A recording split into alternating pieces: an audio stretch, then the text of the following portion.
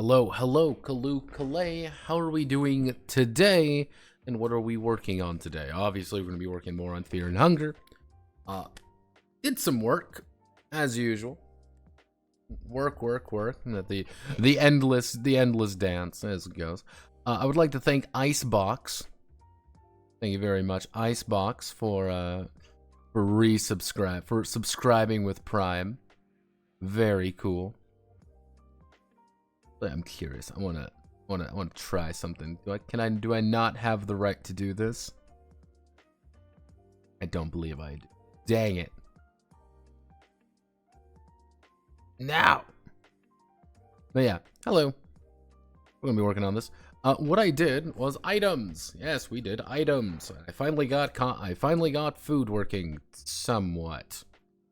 So, a lot of just stuff. Fixed a lot of things, did a lot of pricing changes, gave everyone a little bit more money, not an insane amount more money, just enough to make sure they can buy a few things if they really want. You see, instead of 3d6, it was like bumped up by, usually it's about 2 to 3 silver. 2 to 3 d6 extra silver on things. There isn't really any consistency with it, just stuff for them to buy. Hunger ended up becoming, what you need to do with hunger, anyway, is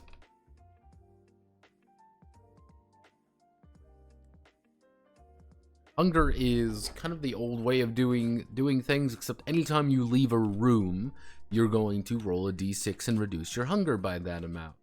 Anytime you do something in the room, be it a combat, be it resting, be it searching, it's also going to be a d6. So you might, if you do a lot of stuff in a single area, it might take you like 5d6 food to actually leave it, which to someone it might be 5 food, to someone it might be 30 food, which is kind of that constant set of risk and reward that I kind of do, because I always want you to say, hey, I'm super healthy because I got a bunch of food in me, versus, hey, I'm fucking starving to death.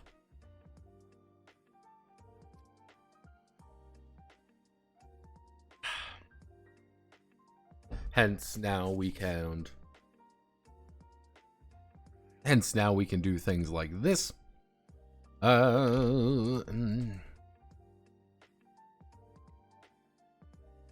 As you can kind of see, there's a lot of little options here. You can find a lot of different food stuff to play around with. Parasites, which does remind me I need to go back up to parasites or parasite worms. Let's see. They reduce their hunger by d10s instead of d6s. May be resisted with an endurance, endurance judgment. At the start of every upon leaving a room. Parasite worms suck because instead of now taking 2d6, instead of losing 2d6, you might lose 2d10, which is a lot more, obviously. Going hungry makes you go cuckoo for Cocoa Puffs, and also lowers your health. Lower health for everything, suddenly you're dying, and then everyone is sad, and then it's a mess. In short, don't die. Ugh.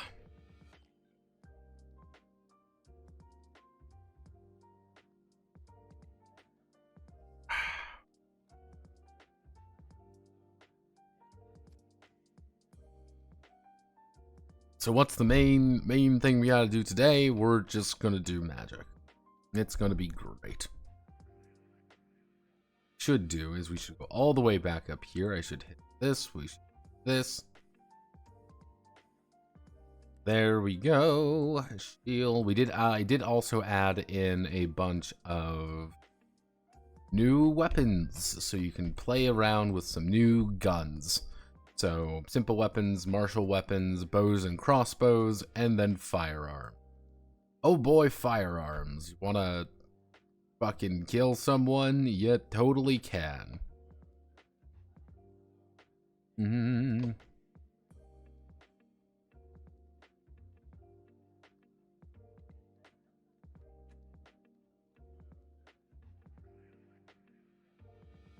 Let's do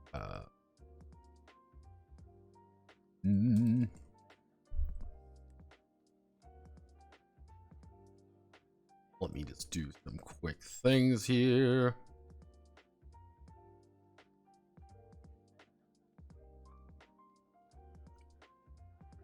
Ooh.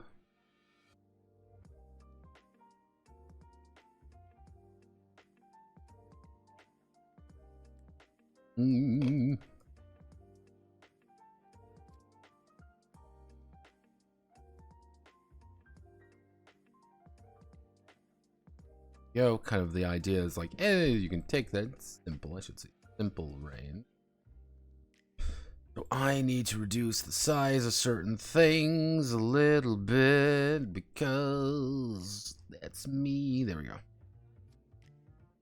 Pretty much how I did it with ranged weapons at this point. Effectively, you have whatever you're using, which gives you the amount of dice, and then you end up choosing whatever ammo you have. So having bone arrows, for example, bone arrows and a longbow are going to do 8d4 damage. You kind of see 8d4 damage, but they're pretty easy to get a hold of. However, the more difficult things are, you're going to end up getting it. It's going to be more expensive. It's going to be harder to get a hold of. You're going to get flechettes, but flechettes only really do gory damage. They don't do a lot of damage, but they gore, which is really good. Things that don't have armor. A lot of different kind of arrows to get a hold of, but arrows are pretty easy. Wooden arrows are duds, by the way, and there's a 50-50 chance a wooden arrow will do no damage because it's wood. And it sucks. So, a lot more weapon tags. A lot of the weapon tags aren't going to pop up right away, but if you want to create miasma, effectively, miasma would be a sentient, wicked weapon. It would be a sentient, wicked, I would call it a bastard sword, which means it's doing really well. A wicked weapon is actually very good, because wicked is going to add plus 2d10 to plus 2d8 to all its damage. So it's going to do really damn well, and it's also going to be a kind of they're also going to be eating your soul. Yeah, that's what's happening. It's eating your fucking soul. But yeah, if you want to make miasma, you would just apply some of these. If you want to make an armor weapon, you just make a blood art weapon. There we go. Armor there's a few new armors, not a lot. A lot of things like the gas mask. Gas masks are always useful. Cultist masks. I tried to keep things pretty simple when it came to that, because there really aren't that many different kinds of helmets out there. Very few different kinds of... It's hard to get armor later on. That's kind of something I wanted to get across a little bit. It's armor in later worlds is a lot more hard to get. However, you have a lot more firepower. A gun is going to change the nature of a fight pretty easily.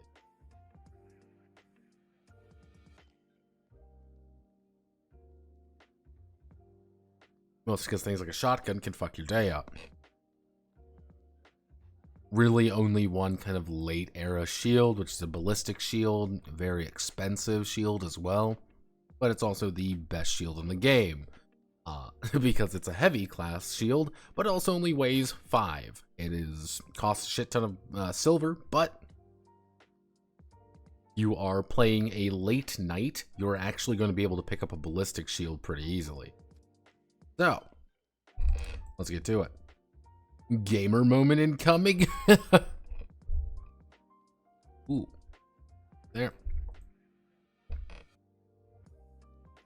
So let's do some... The dungeon is a world unto itself, corrupted and isolated from the rest of the mortal world through physical or magical means. The only way to escape the darkness is through it. Either by dispelling the evil, or by coming to an understanding with it to leave. The centerpiece of any dungeon are the gods and creatures that lurk there, and whom the void is ultimately subservient to. Mm. Mm.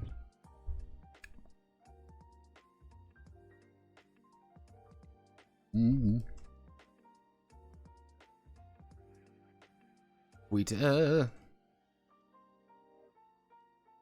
the gods, the struggle of the tormented. Let's see. Gods, the struggle of the tormented is a sweet and intoxicating innocence. To those seeking deliverance from the dungeon's clutches. Hell on earth. Yo, such sweet and intoxicating innocence. Those who define reality. Let's see. We need to talk about gods a little bit. I need to flesh this out a little bit better.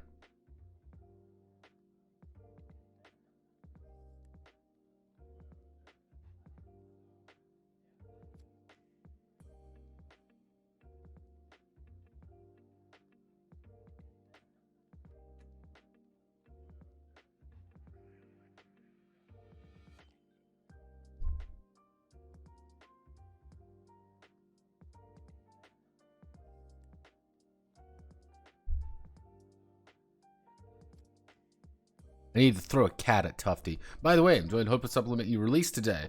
Reinvigorate my attempt at making a horror tabletop or game of sorts. Yeah, that video didn't do too hot. I knew because it's kind of an esoteric concept. But thank you. That means a lot. Let's see. One of those board game RPGs, not quite a pure RPG. Oh, geez. I will read this later, my man. I'm gonna hit that. Great video analysis. Yo, let's hit that.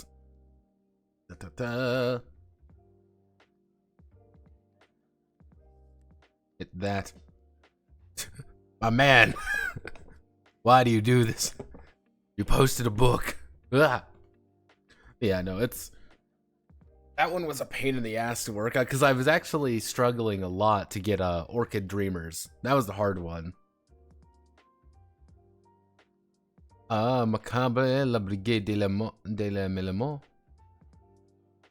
Oh, I wasn't asking you. Like, oh god.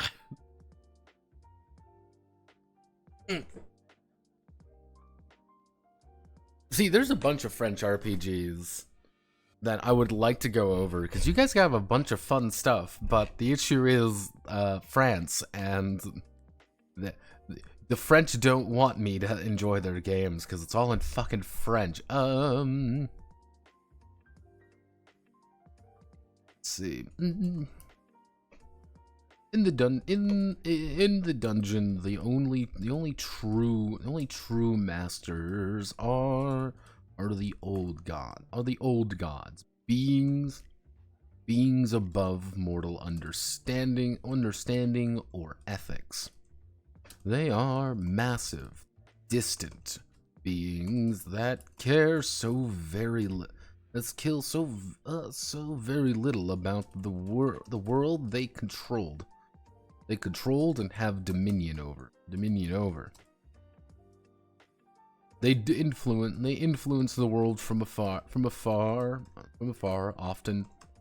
often through proxy, often through cults and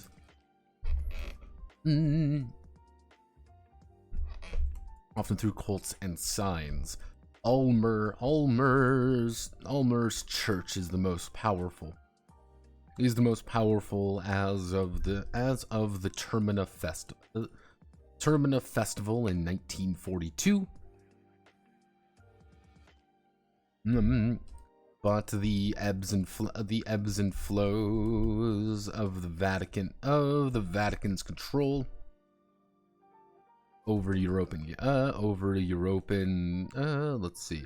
But the ebbs and flows of the Vatican's control over European religion.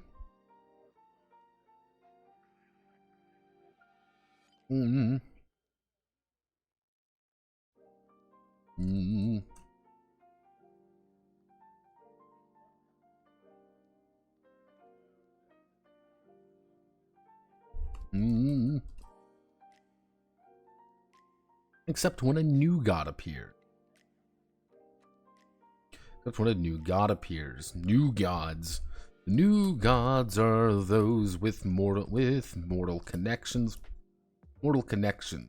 A human god. A human god in more than a few ways. Where the old gods can influence from a distance, their power radiating an area. Where the old gods can influence from a distance, their power irradiating an area, the new gods are able to directly change the world around them. However, the new gods come and fall. The new gods rise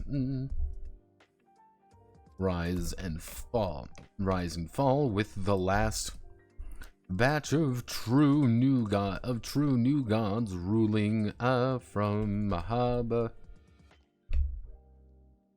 Oh goodness. Mahabare.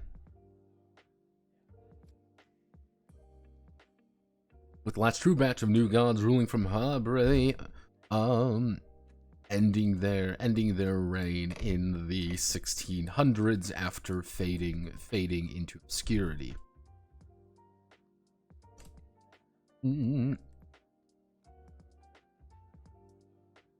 Since then, if there have been any new gods born into the world,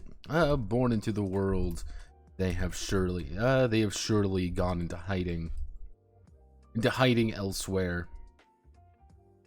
Let's see. Since then, if there has been any new gods born into the world, they've surely gone into hiding elsewhere, or have carved out a minor cult in the far reaches of Europa. To be trampled upon. The ascended gods are not to say they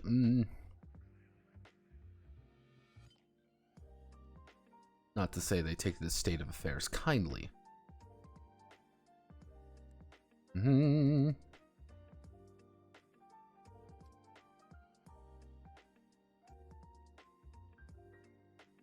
Before the game begins and the dungeon is being created, the voice of the inner dungeon will come up with 2 to 4.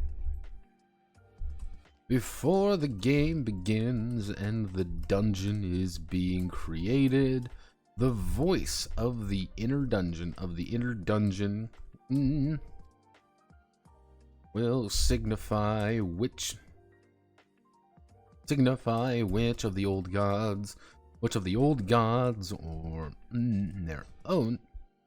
Which of the gods have particular interest in the dungeon or have influence inside of it. Each of the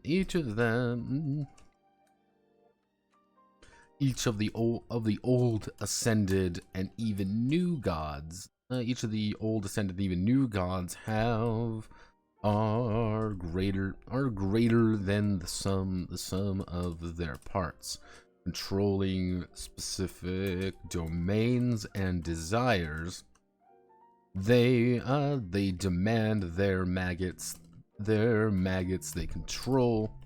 Achieve. Nope.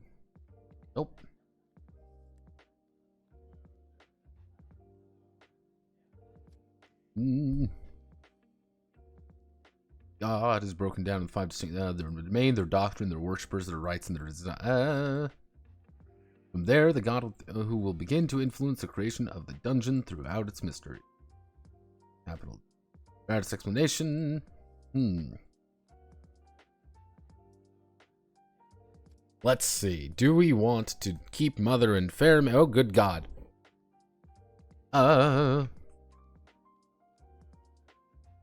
Or spooky. I'll know. It was a highlight. It could help with French, but yes, Orchid was a cool idea. I could see Orchid would be a big RPG, like one of those games that get a bunch of background and lore, full campaign, so you can just nail home what's going on, how you're doing it to yourself.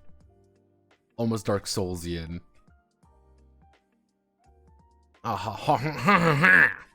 Oh no, but Orchid Dreamers made me think of Highlander. That was kind of, yeah.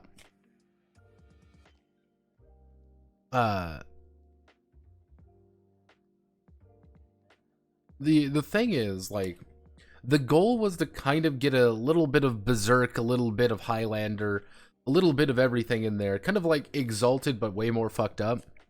The idea behind Orchid Dreamers was, what are you gonna do when you have ultimate power, but that power is at a horrific cost? And it's like, yeah, you have to fucking eat people. Like, yeah, you could be like, oh, I'm just gonna be evil. Me like, yeah, you can be fucking evil in that game. And I'm not. If I were to write Orchid Dreamers, I would never punish you for being evil. There would be no punishment. There wouldn't be like a karma system. There wouldn't be anything like that. It would just be purely reactionary. How everyone in the setting fucking hates you. And the second they figure out that you're infected by an orchid, they'd be like, oh shit. We don't want to deal with you because we don't want to get eaten. And that constant sense of hunger around, like, oh well. What will you do to satisfy your ambition? I don't know.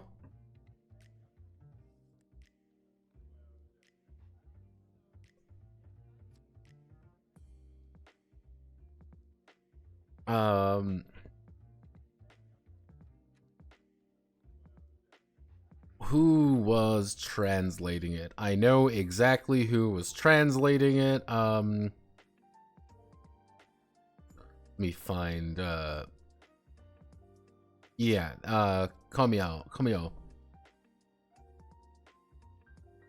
Remind me after stream, and I will, I'll ping the two of you, because the thing is, he found a bunch of files that, yeah, because there was the original Cobra RPG, and then he actually found there was a expansion book.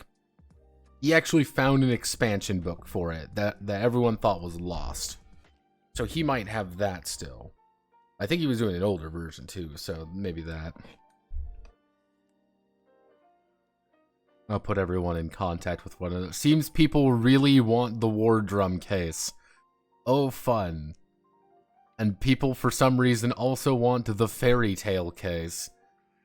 Why? This is such a strange war. Yeah, it's like, that one was kind of a random one. I think people just want me to go over Imperium Maledictum. I think that's the main thing. People just want me to go over that game, which, alright, I'm in. Let's see.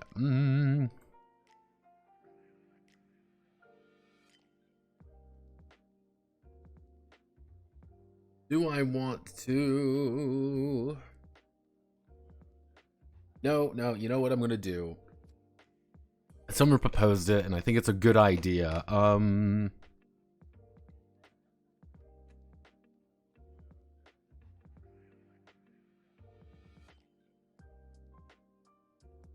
Temasek. Throughout the explanation, Grogoroth. Grogoroth.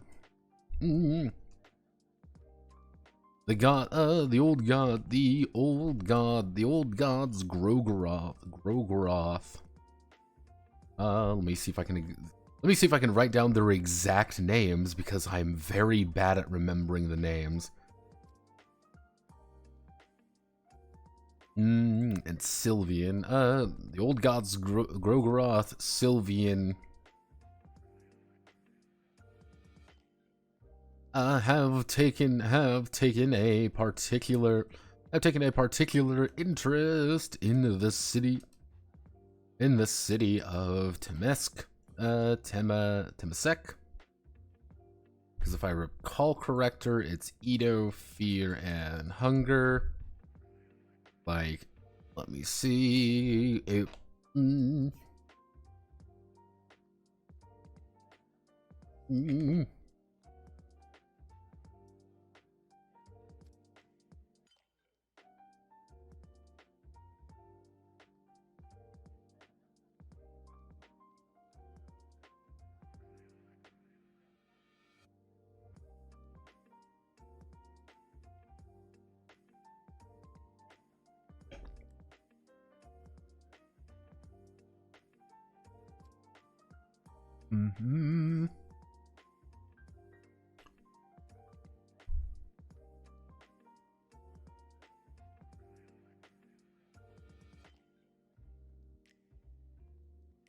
Okay. The old gods ground sir taking a particular interest to the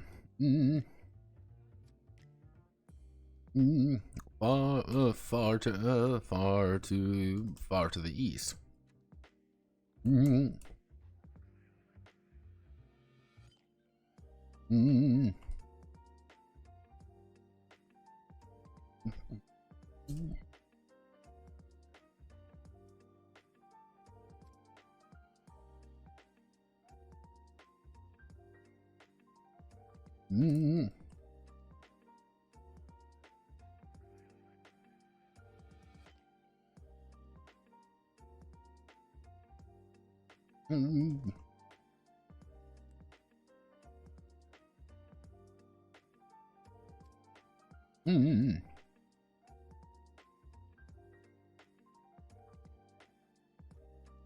Through sacrifice, of course. There we go. That's kind of the idea. Like, hey, there's a thing going on, and we don't have Mother and Fairme anymore. It's, hey, the old god and the rare have taken part to the new godhood through sacrifice.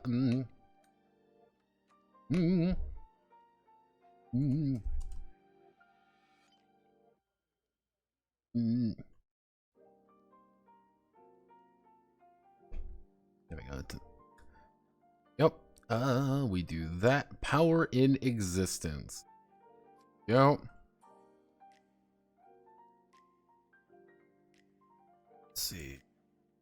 The domain. A god's domain is a broad. It's a broad category which dictates the broad stroke. Fundamentals of what that god can control and what they have purview over. While the old gods are all powerful, but distant. Only having their tendrils in their direct domain. Only in direct domains. The new gods are able to directly influence their domains, but struggle to escape its binds.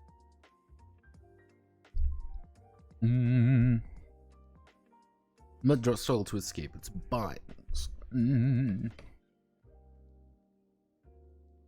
The domains serve as a guide for creating any gods, as well as the demands and whims that a layperson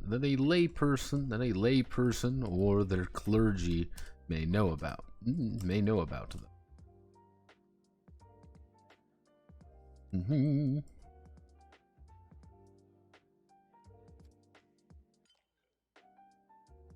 Mm.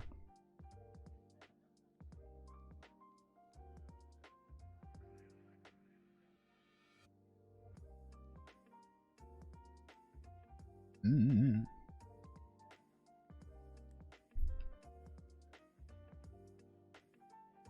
Mm. In a sec.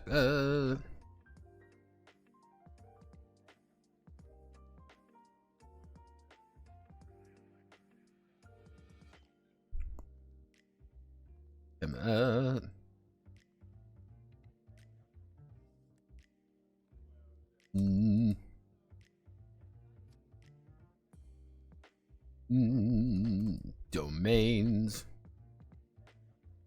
So we're gonna do. Let's see.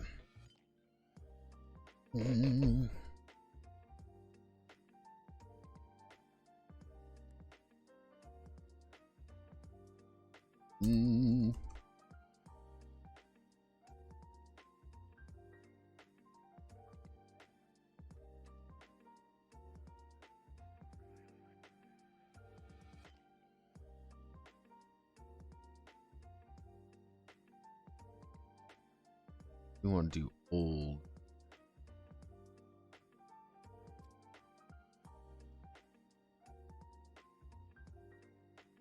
We want to do the old. We want to do melee name.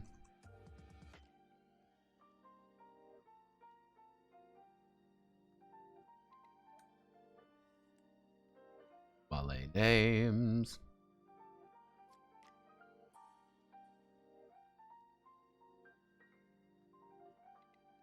We'll just do, we'll actually do a mod.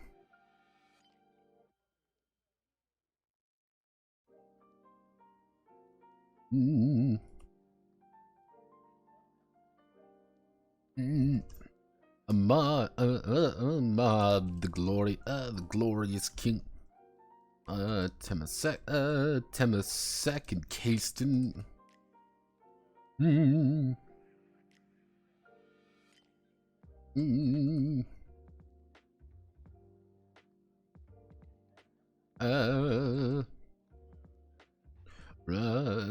Non-present ruler of Temasek is non-present ruler of Temasek is a new gods who sealed themselves deep inside of their temple complex. To many, he is a perfect being, but his domains extend to his healing touch and to healing the mind, to healing mind-altering effects. And his own physical and his personal physical perfection.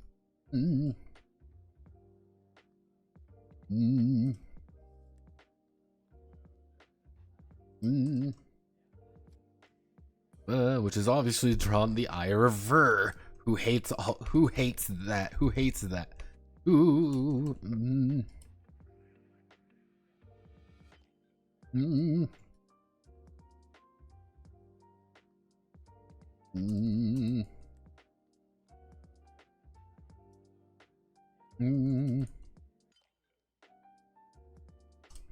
There we go. What's his thing? He can heal people, he has any mind-altering effects, and his physical perfection. Just like, hey, what's this guy do? Ahmed has the physically perfect person, and he can fuck with people's minds, and guess what? Ver hates him. The moon fucking despises this man. Remember, you piss off Ver, you piss off the literal actual moon. Hello, Forge. Oh, God, people have been citing things. Fairy 1. Fading Sun 2 revised somewhere in your curious case. I do have Fading Suns. That it's going to be in a science fiction case. You post the Cobra TR, post the JoJo system. I'm going to suck his ideas. I'm back.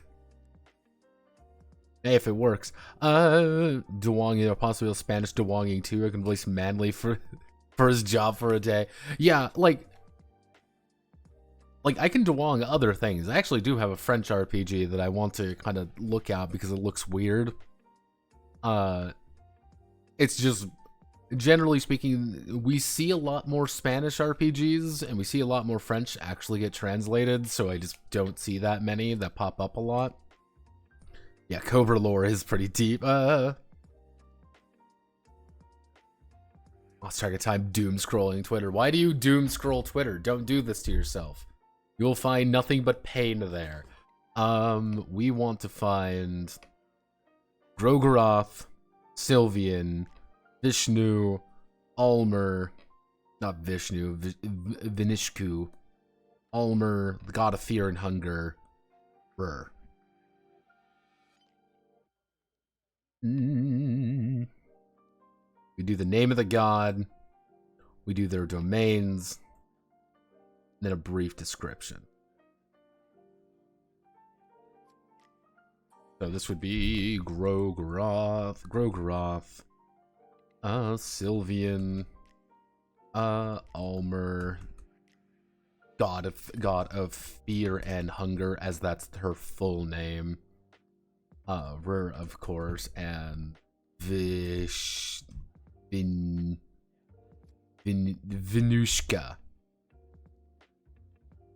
Oh, technically, if I want to be really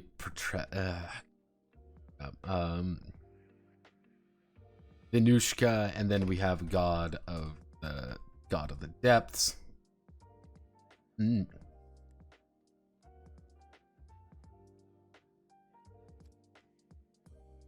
So he's I'm gonna ruin this whole man's career. Let's do this.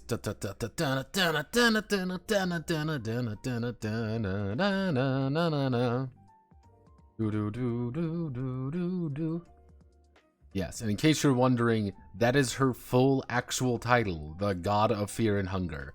That is her full name. It is very important that her name is the God of Fear and Hunger. Do that.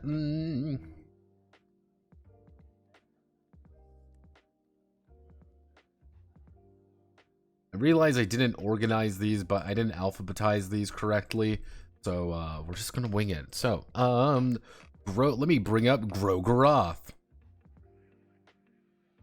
Wow, cool, everyone. It's Grogaroth. Neat.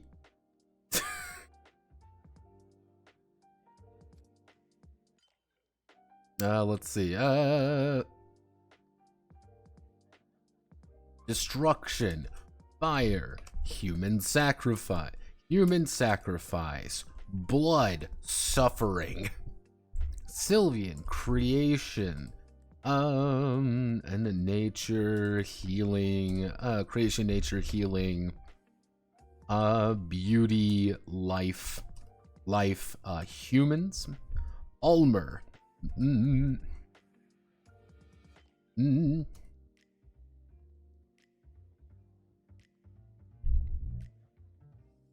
blood, sacrifice, humanity,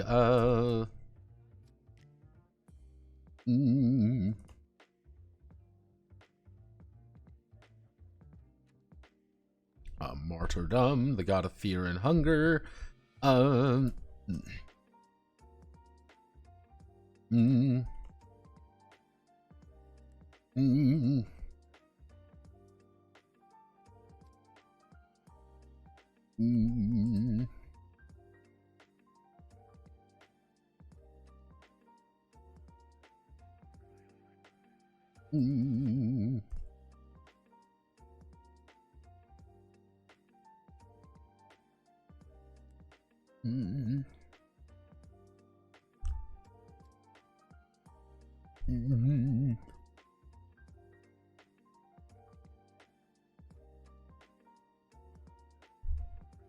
Actually, no.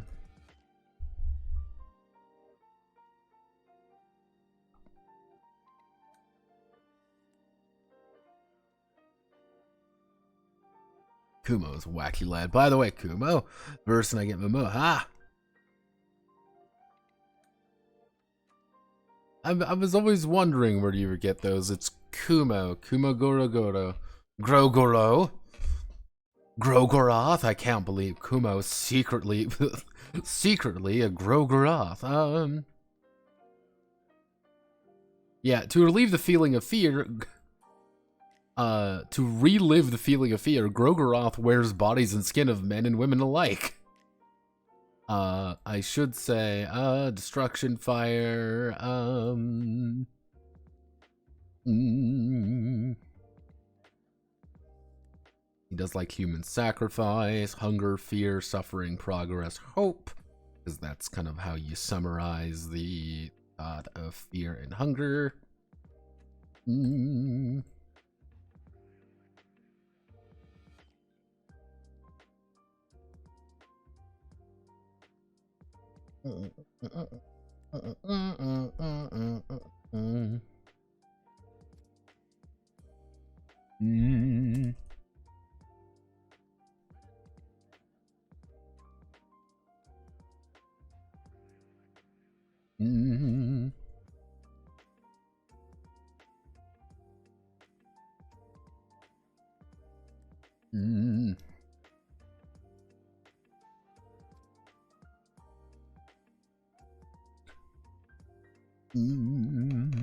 How do I describe rare tricksters? Trickery.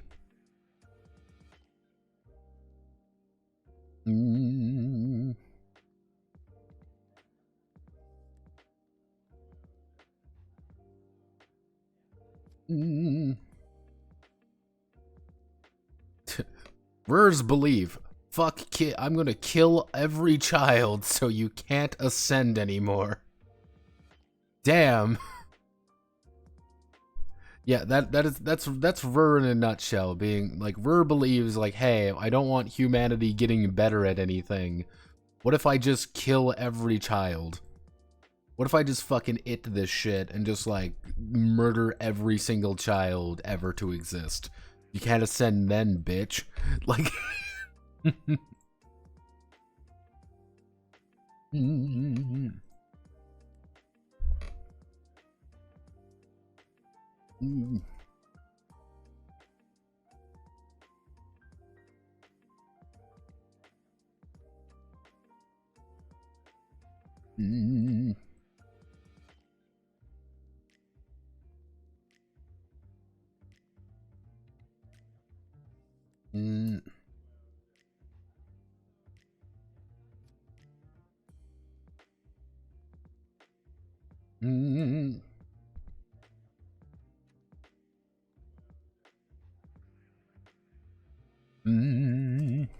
God of life and creation, created mankind through love and curiosity. Loves her paramour, loves her paramour, loves his paramour, loves his paramour. Guess who his paramour is? Grogoroth. Loves his paramour. Sylvian. Loves her paramour. Grogoroth.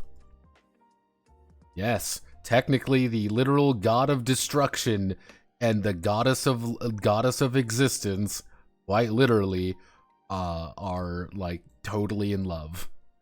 Which is like, fuck.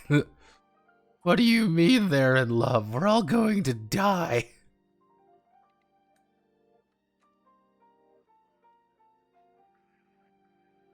All my friends are dead. There we go. Center.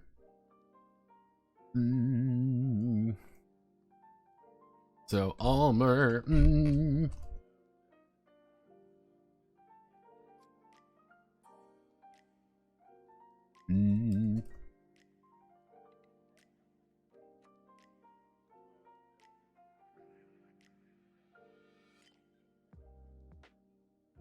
Here we got a mankind.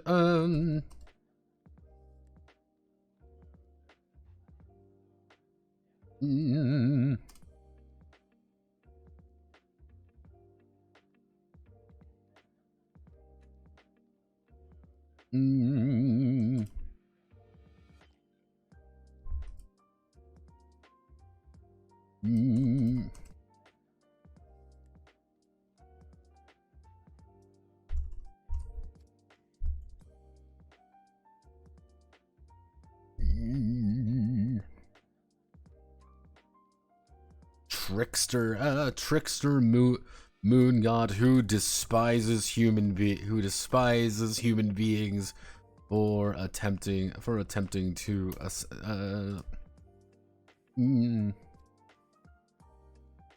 uses many servants.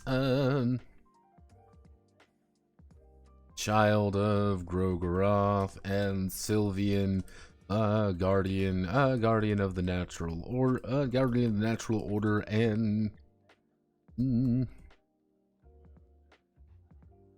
guardian of the natural order and the cycle of life, god of the death, god of the first, god of forsaken thing, old god of forsaken things.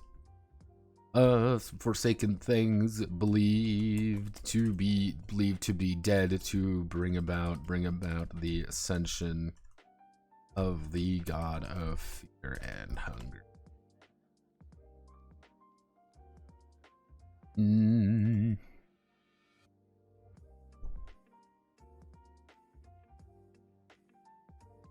Yep.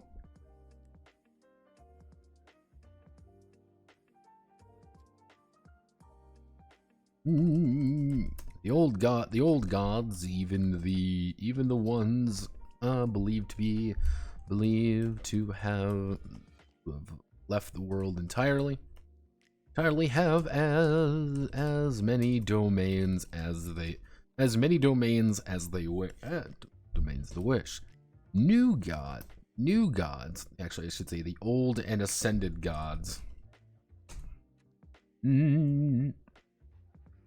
New gods have three domains that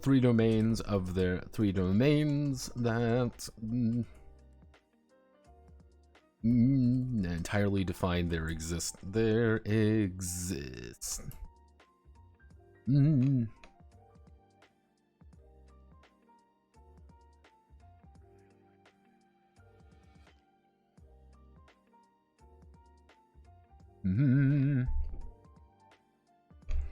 Oh, we got a manly co-host. I didn't even see it. Oh no.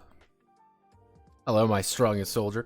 Hello, the guy 576 and Forge Now. Thank you for following. If I haven't seen you, don't worry. I am just blind.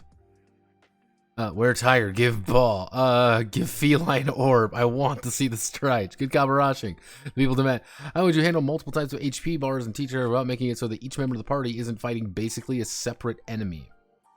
Stuff like will saves be an HP bar instead of a save, but if I do that, everyone has 4 HP bars and feels like everyone is fighting a different monster. Yeah, pretty much. I don't... Generally speaking, you can assume people can keep track of 2 bars. 2 bars at any one time, you can keep track of. Even in this particular game, like, I am stretching that a lot. I'm stretching that a lot just because technically you really only have to manage your health actively as mind and hunger go down inconsistently. Ooh. Ooh. Ooh. Ooh. Ooh. Ooh.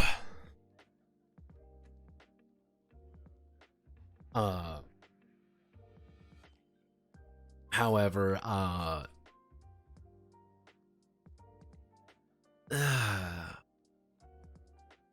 would say at that point, keep it with it or drop or merge some of the health bars. You can probably merge 2 of the health bars without too much issue. Crap. No, I'm just stretching my back. and necrophilia. None of them are really death. Yeah, hey, you know, Venushka, it doesn't, nature isn't nice, man.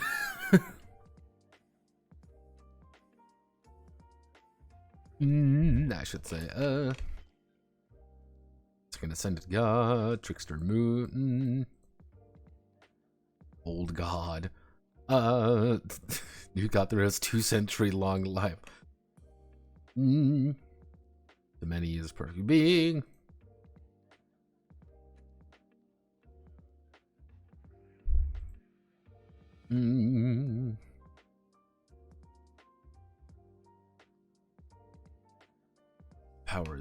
Power is existence. The words are power. Doctrine. The doctrine of the gods are basic tenets and ideas of the worshipper. While most people would understand most surface level of the doctrine, deeper it goes, more confusing it ends up being. These separate doctrines, depending on where the religion or cult members stand, as created a doctrine, break it down to the outer and inner doctrine for basic worshippers and one for the clergy. As the tormented delves and interacts with the adherents of the following, this doctrine made between life and death. And between life and death. For the followers of the old god. Followers of the old gods, there are dozens of different interpretations. Dozens of different interpretations for them. No, however, the accepted canon.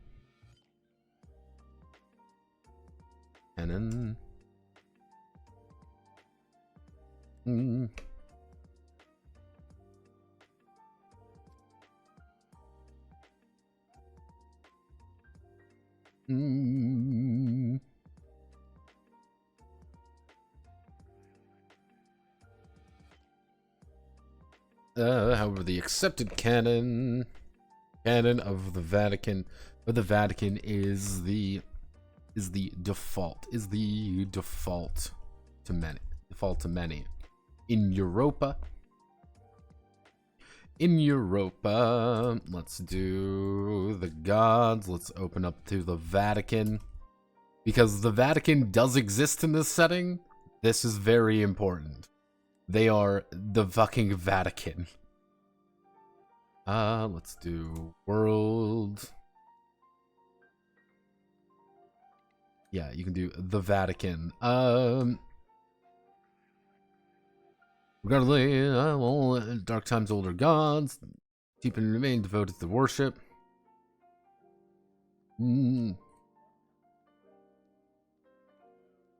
Primary.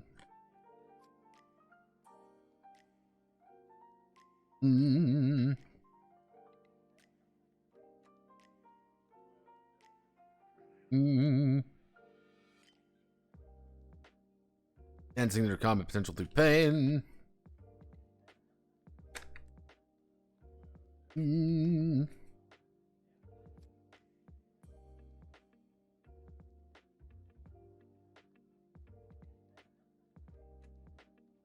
Let's see, Tor.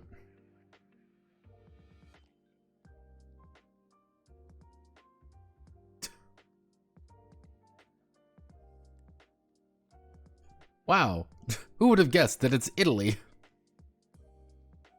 Let's see. In Europa, the dark priests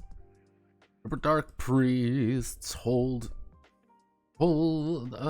worship for the old gods closely, but over the years have developed a fairly stringent routine. Have developed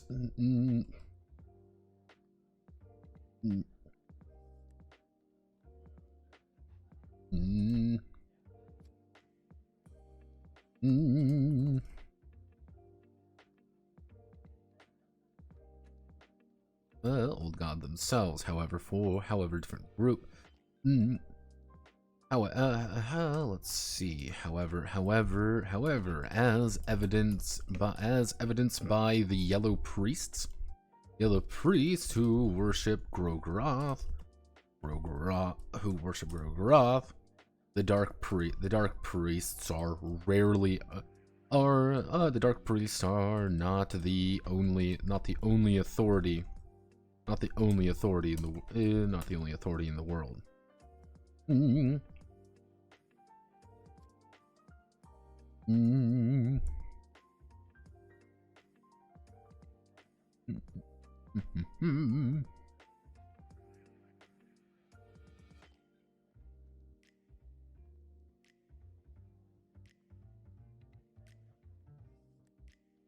This is a very basic thing of like, actually no, we don't even need.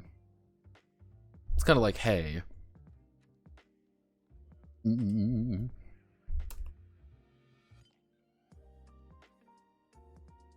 Actually, I know we can.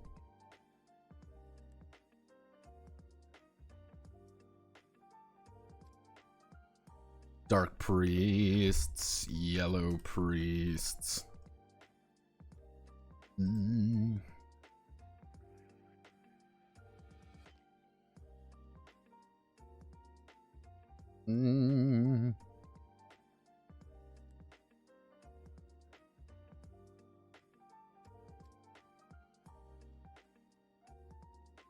Actually, no.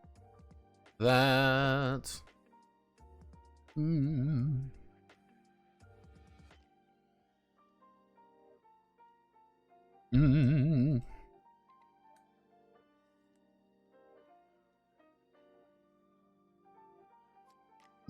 Zenic priests. The Zenic priests are an eccentric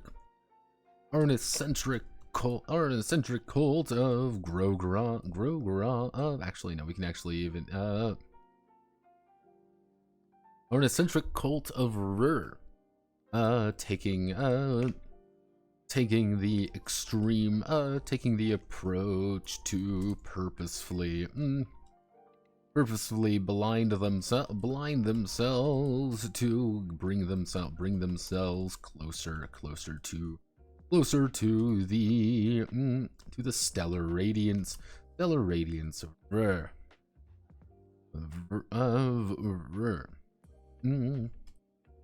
Too many of Temasek. The priests are oddities, but provide rigorous forcing rigorous subservience to the moon god itself, but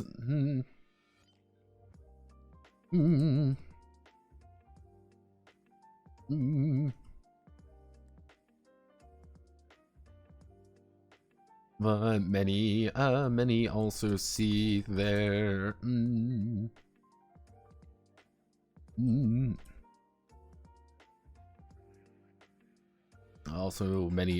also see their devotion positively with their mastery of Rur's mental magics.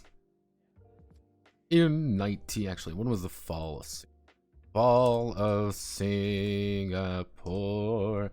It was 1942.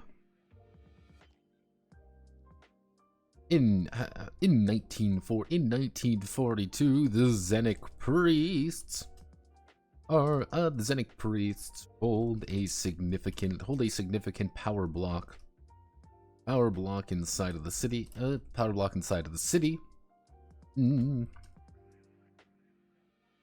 With many following their exterior doctrine instead of the ritual blinding.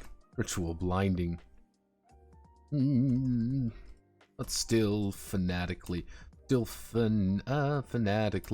oppose the ritual of Temasek. Temasek to ascend into a new god.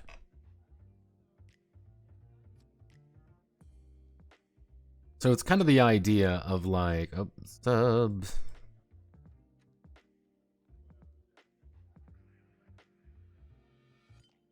Generally the idea is, hey, we're playing in Temasek. We're going around, and it is 800. You know, it's 1600. You know, it's 800 or something. You know, it's a way earlier. We got some very basic art and stuff. Countering the Zenic priests are, you're probably not going to want to play a Zenic priest, or you're playing a Zenic priest leading up to it, and it's like, hey, what's their thing? They are incredibly subservient to Rur. They are masters at all his mental magic, allowing them to read fucking minds. So they don't actually even converse with you. They just read your fucking mind and answer instead. They also are just weird, but later on in 1942, they're very powerful. There's a lot of people who follow them around simply because they're the only ones keeping their shit together in this situation. And they're not Rondanian. So we can slap an image.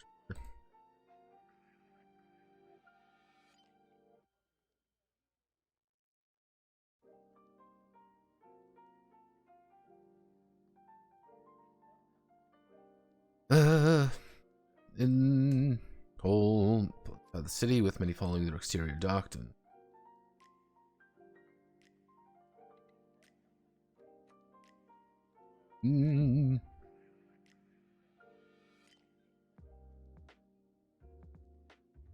So the blind and the seeing. 2 is easy, 3 is harder mode. That's demanding too much bookkeeping, unless you're working with like a dice pool or something with many easier to keep. Yeah. Oh, there's also the idea of having standard HP, making different types of things, reduce the bars and different damage types, and giving certain things that weaknesses and resistances certain damage types. Otherwise known as the wonderful world of Pathfinder 2nd Edition, where there's like 18 billion resistances to everything. It's great. The masses, the clergy, and avatar. There are three tiers of worshippers for God, masses, clergy, and avatars. One themselves drawn to the flock by noble, whether by noble or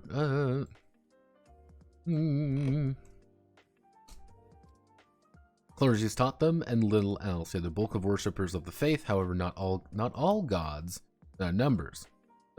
Some demand more specialized individual. Clergy are learned few, understand the finer points of the religion, can understand and the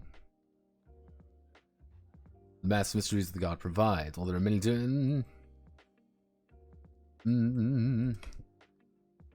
particularly if anyone were to understand the God's magic, it would be a clergyman. Or it would be a clergy understand God's magic. Their God's magic. It would be clergy. Finally, avatars. Avatars are the perfect example of the faithful, or the polar opposite of such. Avatars represent the god on the mortal plane, as either their antithesis or their herald to a better day. Avatars are powerful and knowledgeable, but few may simply be fools in the wrong place at the wrong time. Every avatar has a unique soul.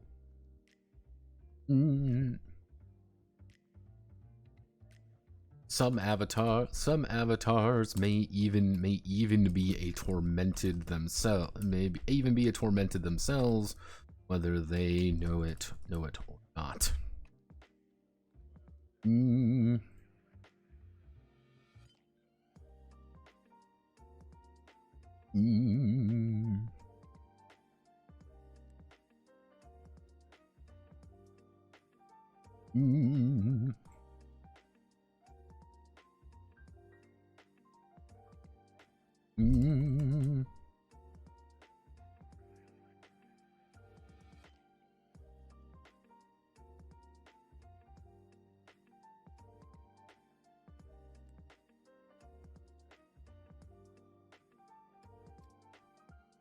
We'll go with 30.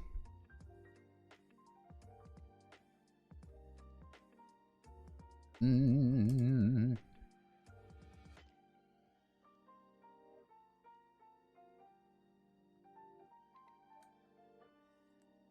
Mm. 30. Mm.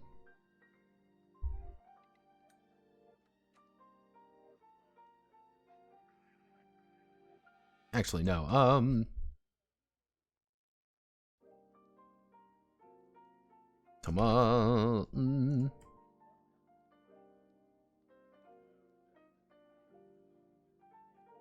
Francois,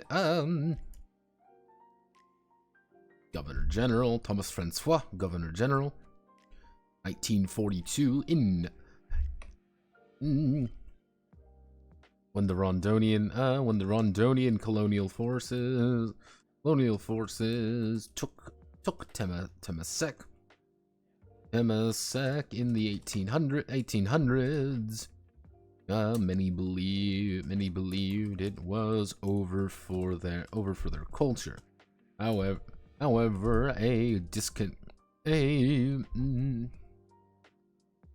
in uncaring colonial garrison and productive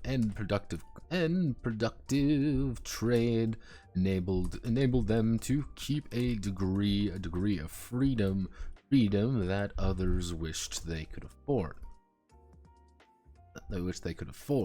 By 1940, Governor Thomas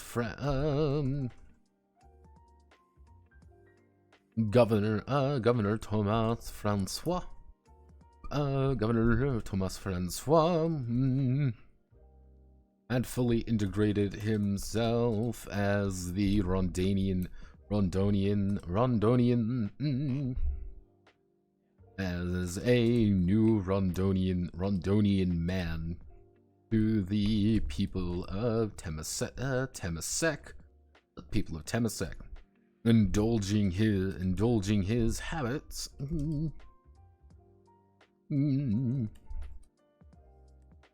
Being active in improving the lives of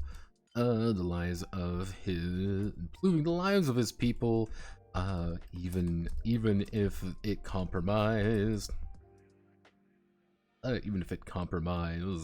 his own garrison's well-being.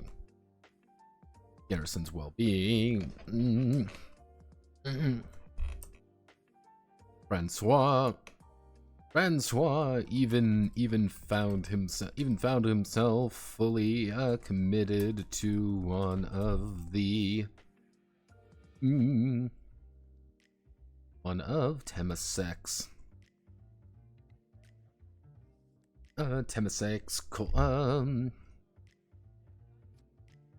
let's see, fully committed to one of Temasek's old god cults.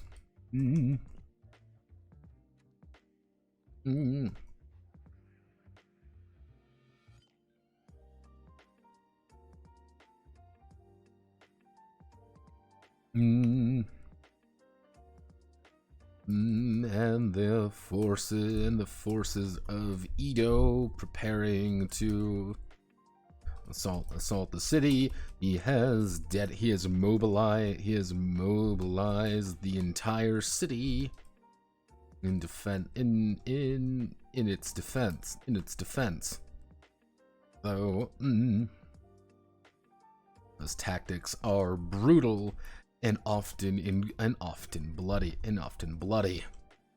He is the avatar of Grogaroth in the city of Temasek. He is the avatar of Grogaroth.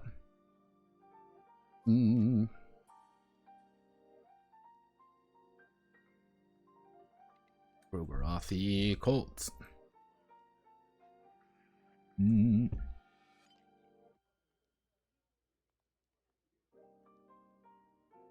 Using the population of the city.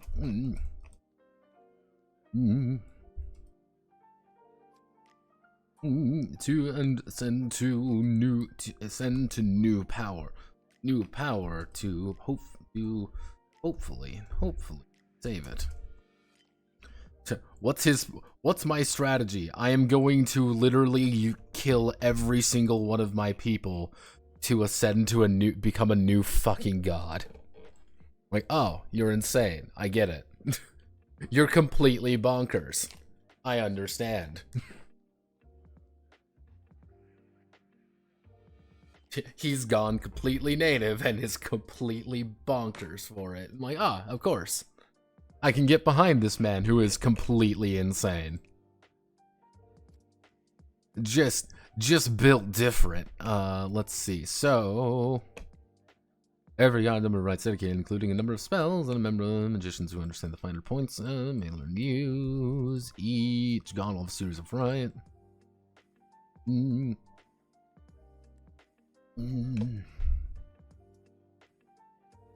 Spells are dangerous. Tempt the natural power of the world. Attempt to harness the madness surrounding them. Each spell is associated with mind cost and be used successfully. However, once cost is paid, the spell will occur. A spell, if targeted at an enemy, will always hit them unless they have some sort of protection against them. You, if any, mindless creatures would possess. We're gonna get not gonna get rid of you because we need to use some of these as a. I'm gonna use some of them as a. How do we want to do this? How do we want to do? Yeah, I know how we're gonna do this. It's gonna be janky, but janky is what we do best. All right, so we're gonna take. This format. We're gonna go all the way back down. So cool. We're gonna put this right here, and we're going to do this. And we're going to say, row off, delete row. We're going to say, we're going to have we're gonna have 4 spells per, even though that's not technically correct, but we're doing that for the sake of completeness. So we want to do skills. Tell me more about skills.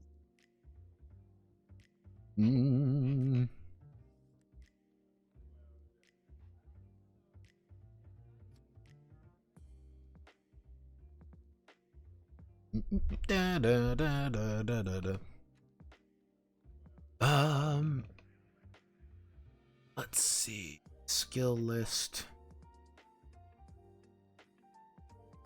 Okay.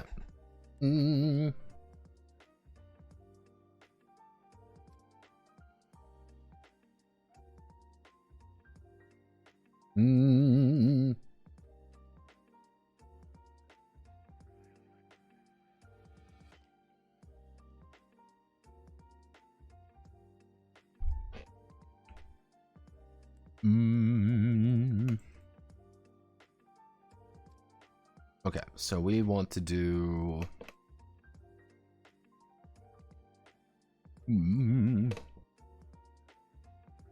black orb, smog, pyromancy. We'll do the pyromancy trick.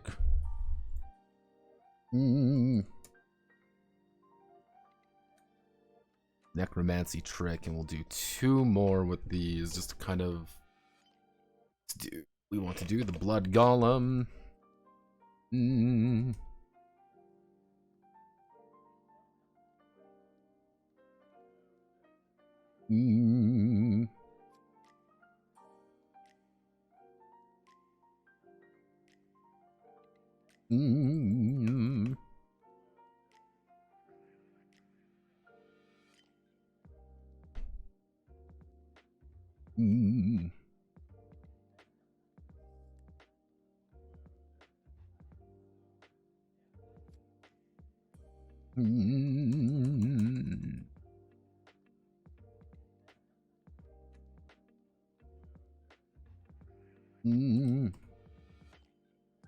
Okay, so these are going to be our very basic ones. So basically, we need to do is people are pinging me. Why are people?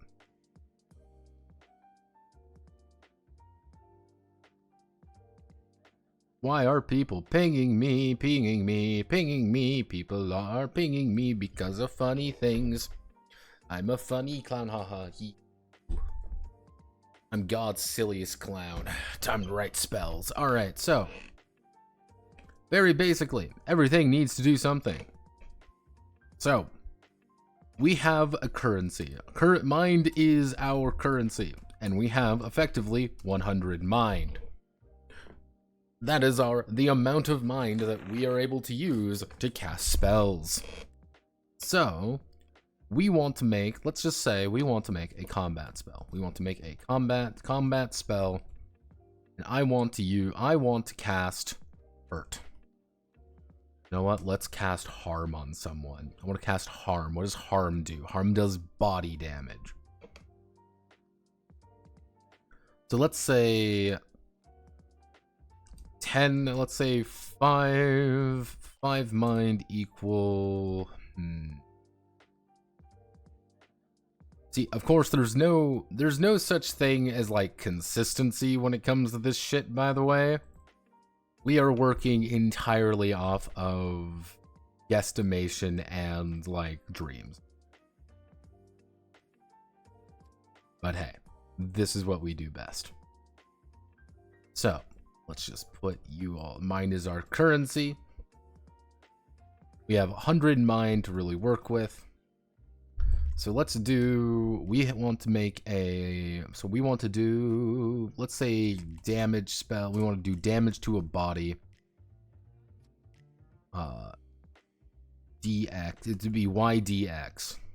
Then we do damage to like health, be different. So what is Y? So it'd be YDX. How do we find Y? I mean, if we do like Y equals, like this would be Y equals number of dice, X equals size of dice. Easy enough to understand. So how do we find it? If we do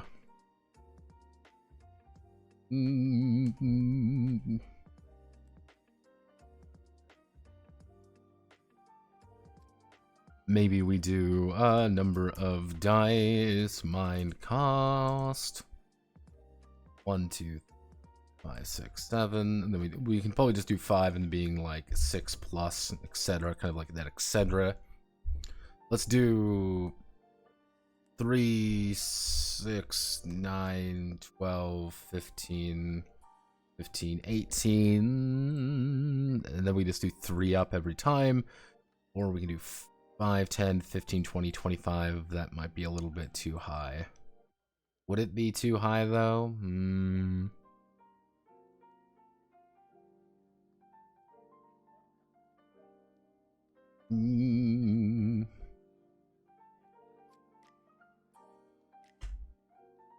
Why don't we do 15, 20? Then you just buy it for the, you just buy it at 1D, we'll say like 1D4 maybe? Start at like buy it at 1D4 for free. So if we do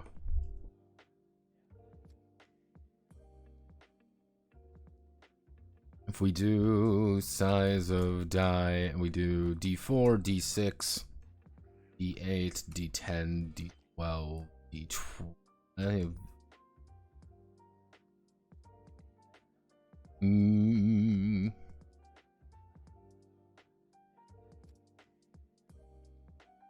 So I want to create a spell that does 3d6. I want to do something that does 4d6 damage. That would be 15. That would be 20 mind. 20 mind to body. So it would be 25 mind. I do 4d6 directly to a limb. I say fuck you. I have done 9, 10, 11. I've done 9, 12, 15 damage to a limb. Pfft. That seems too low even. Unless we do this. If we do that, so D6 would be only 20 mind, but then you can bump it up to, you bump it up to D8, so it would be 4d8 damage. 4d8 damage would be 25 mind. 48 damage would be 28 mind. 5,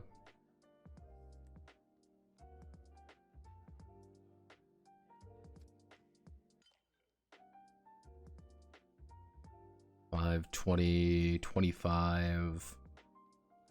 That'd be 30 mind to do 5d8 damage.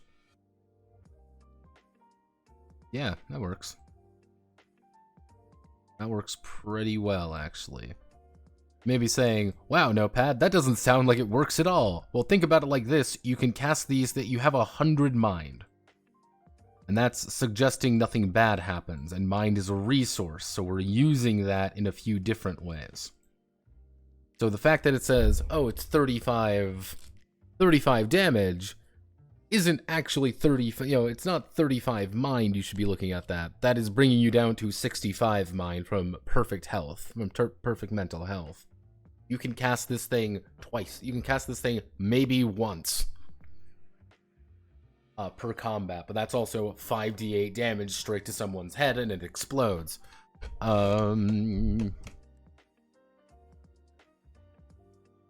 Let's do some...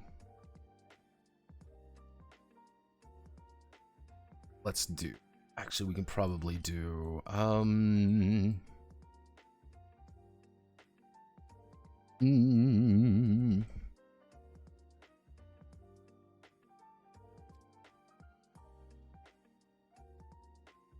number of turns it's doing. And then it would be, number of turns. Actually, we can probably do,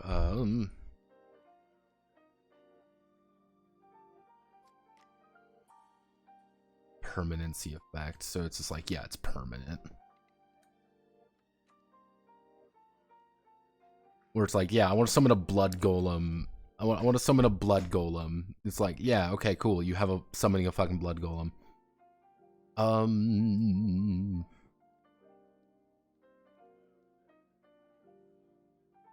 How do we do a summon? How would we judge a summon?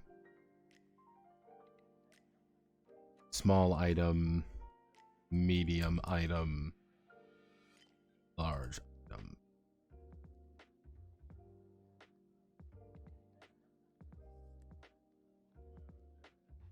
So we want to do...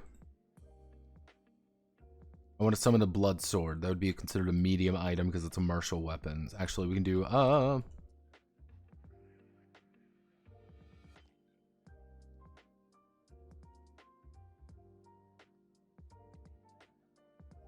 much does it take to actually... I want to summon a blood sword. It takes 10 mind.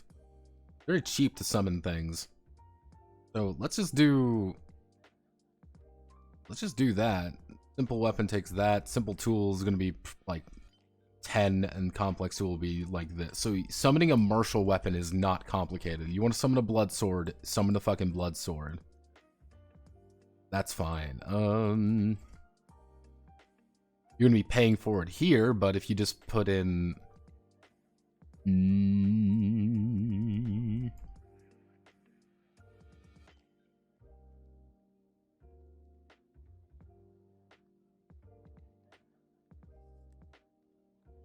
item per...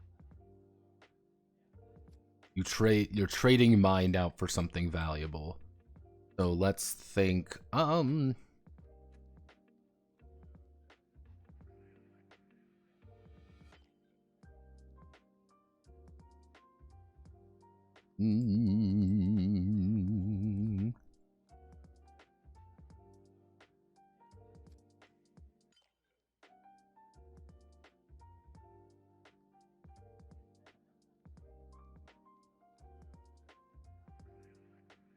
mundane effect would cost you no mind.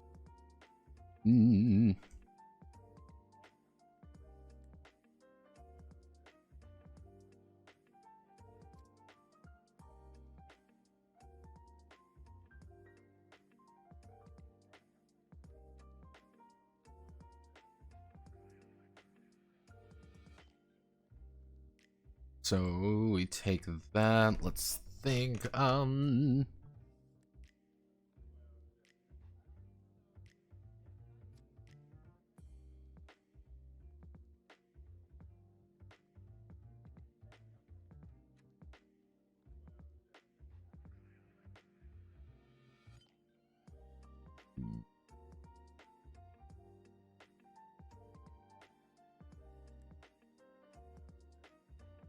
Well, that's going to have to be a note, being like you can't really.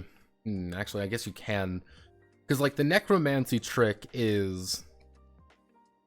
You watch videos if you have an ad block. They made it. Is it Fran thing or the same for you in the chat? Yes. What you can do. Let me. I'm gonna click on a button here and see if everything is working. Okay. Tuber, as just someone, just a suggestion. uBlock. Download uBlock as an extension to your browser, and if you're using one with that, well, Firefox, I believe, can go through it. Generally speaking, what you're going to have to do is you download uBlock, you clear your cache, apply. Usually, you can find it like the first thing. As long as you're using uBlock, it should work just fine. You apply it just fine, and it will go through it. You just have to clear your cache. Anytime YouTube updates anything, which might be daily at this point, you're gonna have to clear your cache again. That just means you're gonna have to log back into everything. But once you do, you won't see any more ads. I was using uBlock. You have to clear your cache. You have to clear all the uBlock cache. Then you got to clear your own cache. Close all your browser windows. Redo it, and it'll go. And it should be fine. It is quite fucking literally at this point a war, and I want you to. The thing is with it, like, and I've said this, I wouldn't mind ads if they weren't annoying, but all the YouTube ads are very annoying because it's all Google Analytics shit, and Google Analytics completely fuck over everything.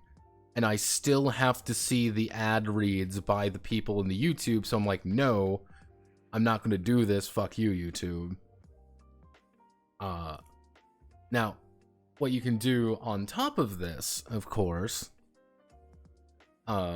you can also attempt to say, how do I want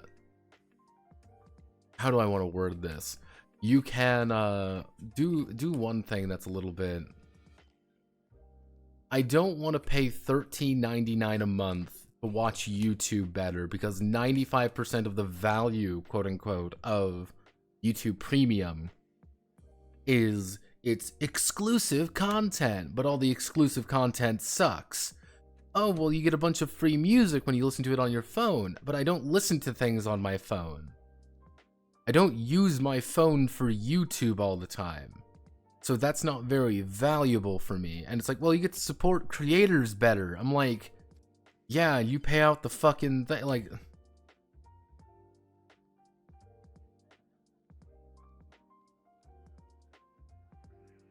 Yeah, and the fact that, like, again, they don't listen to your sound settings, and even if they did listen to your sound settings, it's always a bit louder, because that's what you gotta fucking do for all these things. It is. And as I said in that Twitter post, I would subscribe to fucking YouTube Premium if there was something benefiting me for it, or it was a lot cheaper. If it was like $4.99 a month, but no ads on like just like a PC, hell yeah, I would do that in a heartbeat. $4.99, fine. That is perfectly reasonable. But for like, it's not, it's $13.99, where a vast majority of that $13.99 is actually buying something I don't want. That's my issue more than anything. This is buying something I don't want. If I don't want something, why would I pay for it? And it's like, oh, well, you're helping support creators. Being like, you fuck with the ad revenue constantly for these people. Being like, why are you now shifting off your ad revenue onto us? And like that doesn't help them. I would rather, if I want to support a creator a lot, I will give them a fucking 5. I'll put a 5er in their fucking little tip jar thing. That's fine. I'm okay with that. Even if they offered something like Twitch Prime for like YouTube streamers or something. All right, cool. You know, Zitter released a new subscription tier that's only $3. I am never going to subscribe to Twitter. No one should ever subscribe to Twitter. Why? Never subscribe to Twitter. That is your first fucking mistake.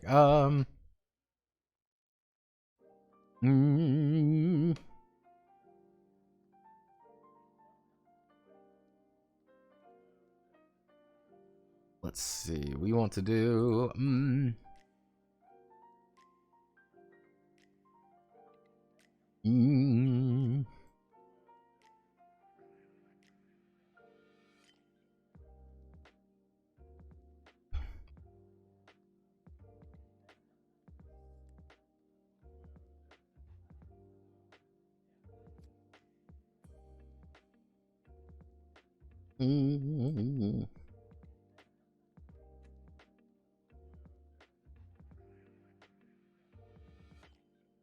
Okay, so we do all of this. I'm gonna put a note here, which was going to do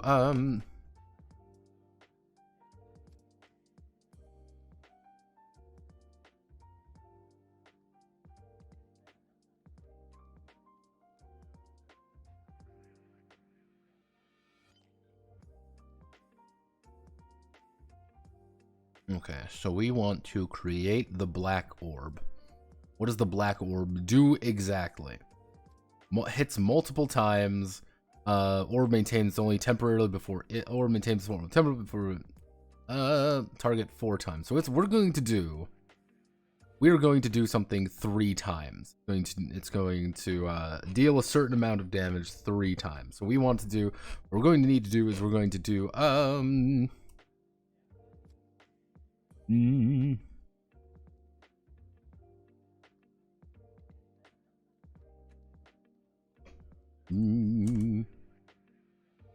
So we want to create the black orb. Let's just do the black. We want to do the black orb. So it's going to do, let's say it's going to do 3. Let's just do do do do do do do do do do do do do.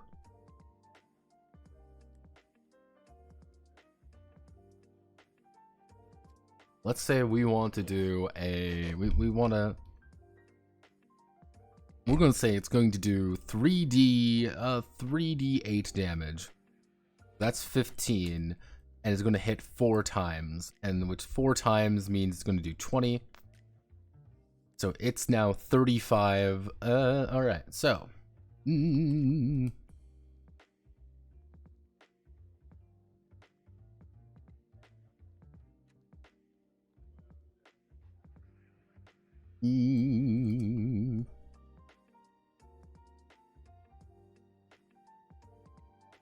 15, 20, it'd be 35. Actually, I should say, actually, let's just say it's health damage. So it'd be health damage, it's not limb damage, it's health damage 3 times to a single enemy. Which does mean we need to bring out frequency. We need to add in targets.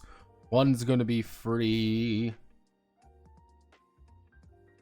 2, let's bring it up to 3. 3 is going to be 6. 4, we can do 12. So it's like if you want to hit 4 people in a target, yeah, it's going to be doubling each time. It's going to be not necessarily linear. It's going to be a little bit. So 35, it takes 35 mind. Black smog. Actually, we should do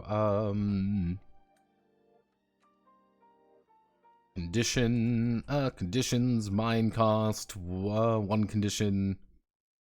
We'll do 4, 2 conditions going to be 8, 3 conditions is going to be 12. We'll do a linear cost there. So, what does the black fog do exactly? Man-made darkness. We're going to say it's going to do 2d10 health damage. 2d10 health damage. So if we go to, if we go here, d10 is 10, 2 is 5. So we've done 15. And we've done 15 health damage. So we were doing 15 health damage. Actually, no, we've done 2d10. That would be 15. 15 on. We'll just say we'll give them just like an all targets thing. We'll give it for like 10. Actually, and we'll give it like a.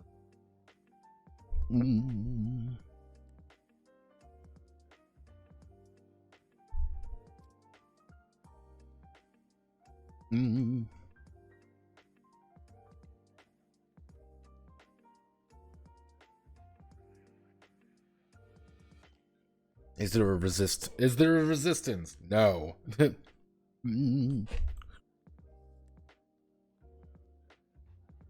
They're just to target everyone, so it's like plus all targets,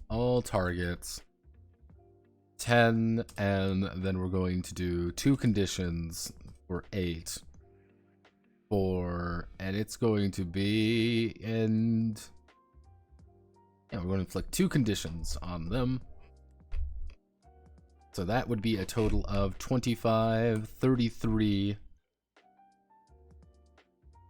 33 mine, deal 2d10 health damage to all targets.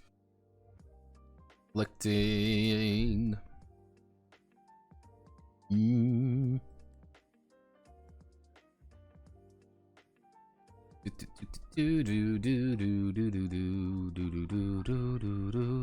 we want to find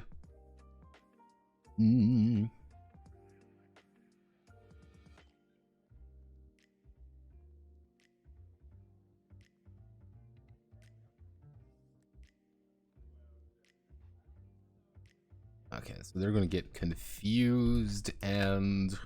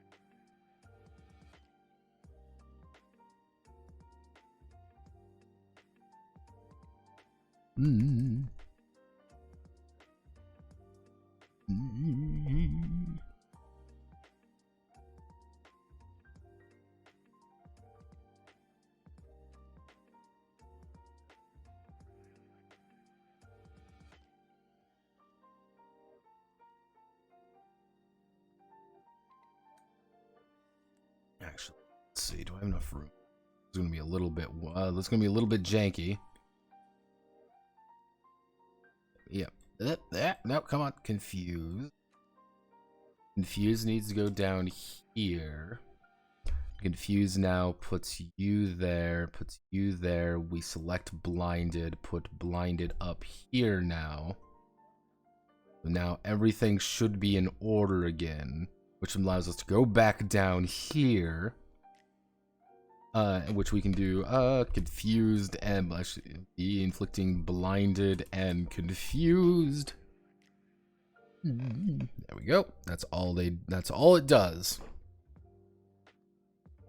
Pyromancy trick. Pyromancy trick is going to be our big snap damage. We're going to do 4D. We're going to do 4D. We're going to do 4D 4D12.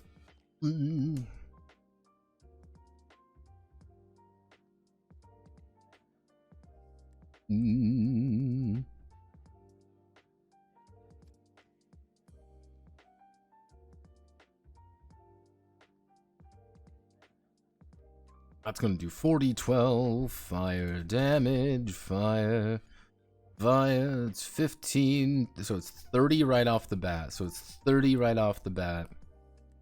To a single, 30 to a single target.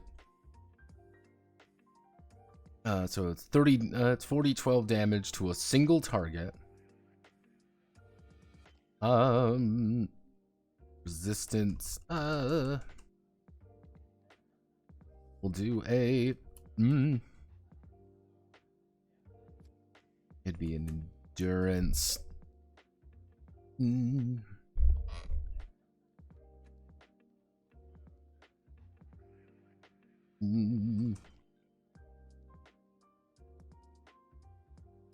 Bolt judgment to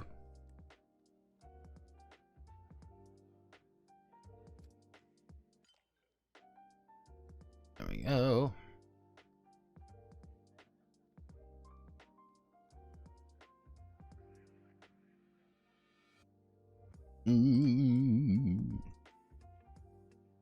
Necromancy. Necromancy is going to be, we're going to do a permanent summon. So we want to do necromancy. 15. It's a permanent summon. We have one target. It is going to be a it's going to be a supernatural effect.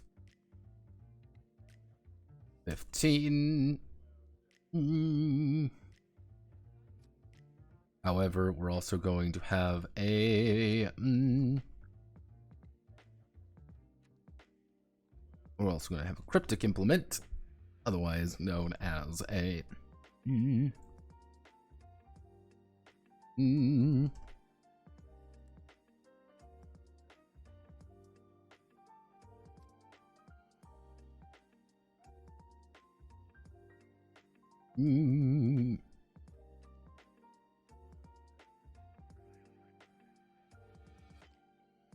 So 30 is 30 minus 20. Yep. Necromancy. Resurrected body that's been dead for less than a day to serve you.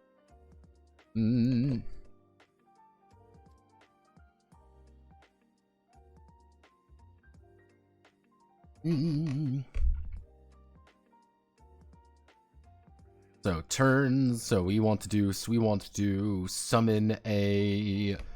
We want to summon a simple creature. It's not going to be able to do anything really too advanced. It's just a simple creature. That's going to be 25.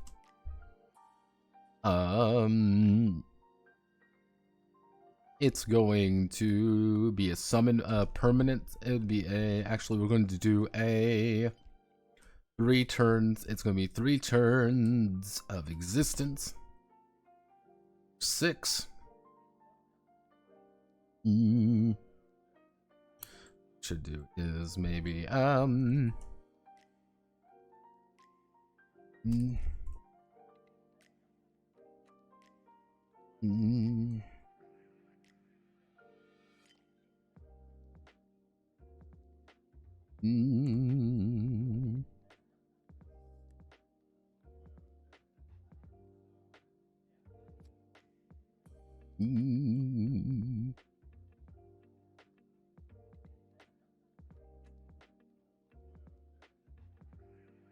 Blood Golem is 31.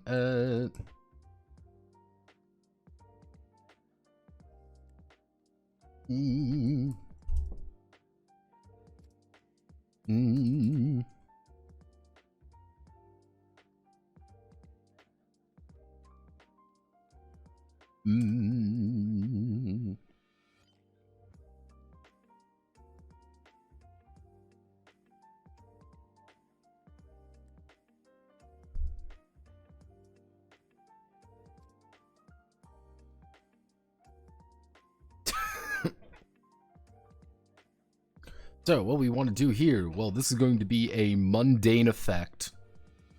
Targeting one. It's technically inflicting a condition. So Blood Gush would be 4. Would be 4 mind.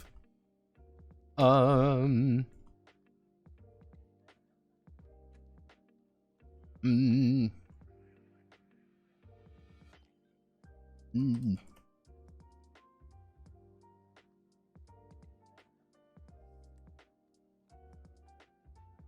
Is the target bleeding? Yes. Increase the intensity of the of the bleeding. There we go.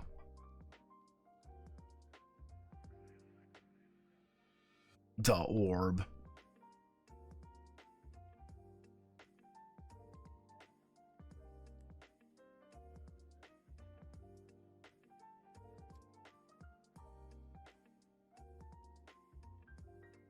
Yeah, casting Black Orb effectively says fuck you, because what you're doing is effectively 12d8 12d8 damage, like 12d8 roll.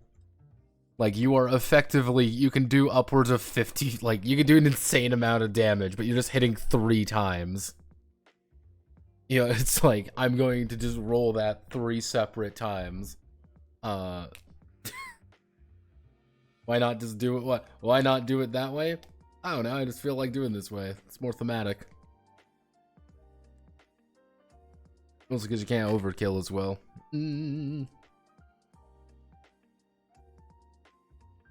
Actually, what we can do, we can change this to body damage. Increase this up to 40 mind. With how that works, then you do 48 damage to 4 different locations. So yeah, there you go. Cool. Rogaroth has got his spells set up. They're not perfect, but they'll work.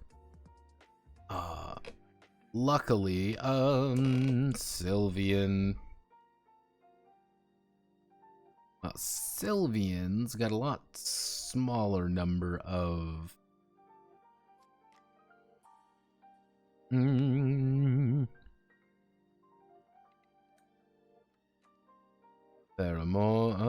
pheromones.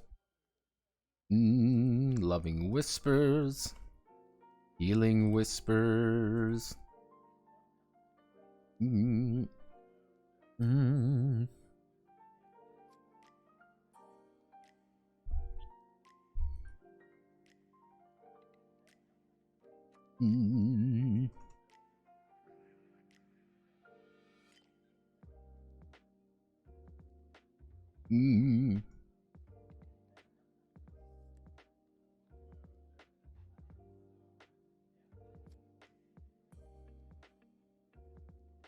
Surge of power.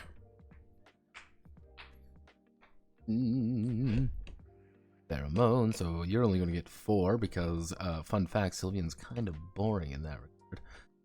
So she's going to get pheromones, loving whisper.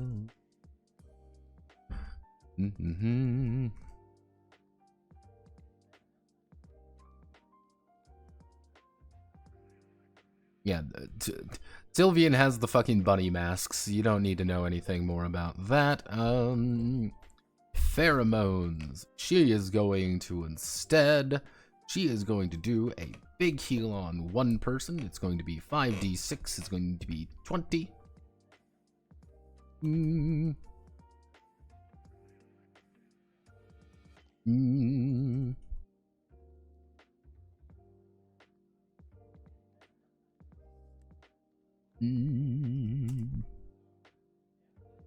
Oh, nope. Not quite right. We got that there.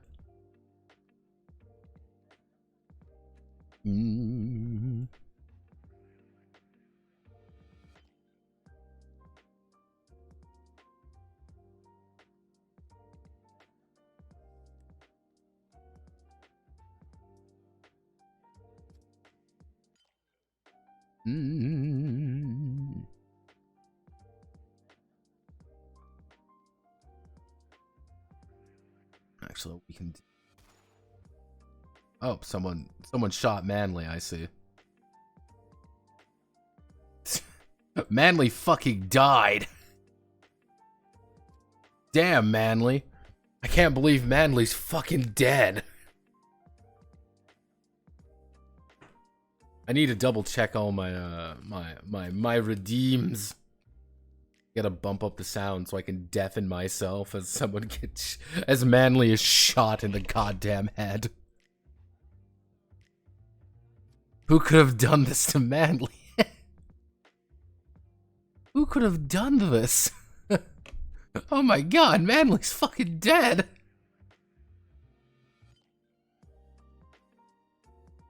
Can't believe Manly's fucking dead, boys. Let's see, so we need to add in bonus to, we'll do bonus to roll 0, 2, 4, 6, we'll do 2, 4, 6, 8, and we're going to do 0 mine cost, and then we can do 2, 4, 8, 2, 4, 8, 16. Like, the cost gets exponentially larger, just doubles each time. So if you want to go to 10, it'd be 32 mine to do such. So we can do...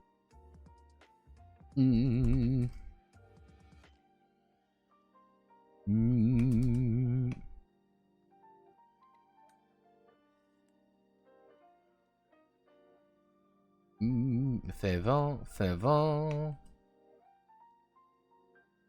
So we want to grant a 4, it would be 9.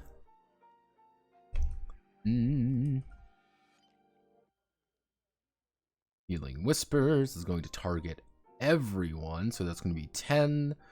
We want to do target everyone for 4d8, so that would be 4d8.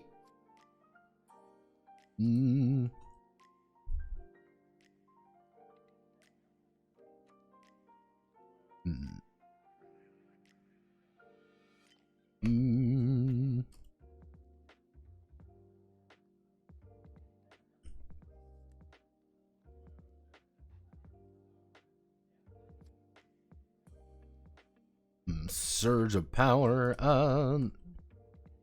2 conditions. If we go here to 2 conditions, 2 conditions right there. That'd be 8.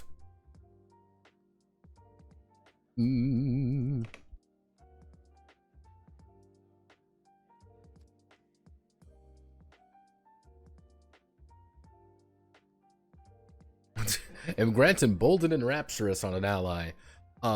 This is really good. That effectively makes you a powerhouse. You are going insane as well. You go fucking bonkers.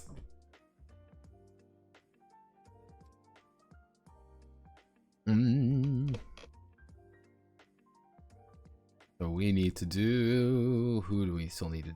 We need to do... If we take all of you... So if we do Grogaroth, Sylvian,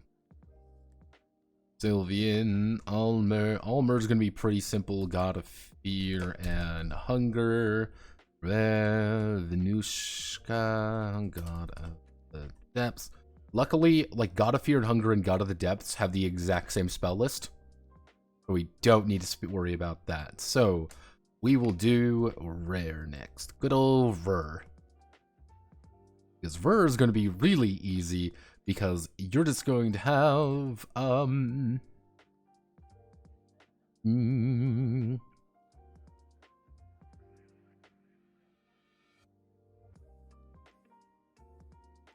we're going to do a Mystic Effect.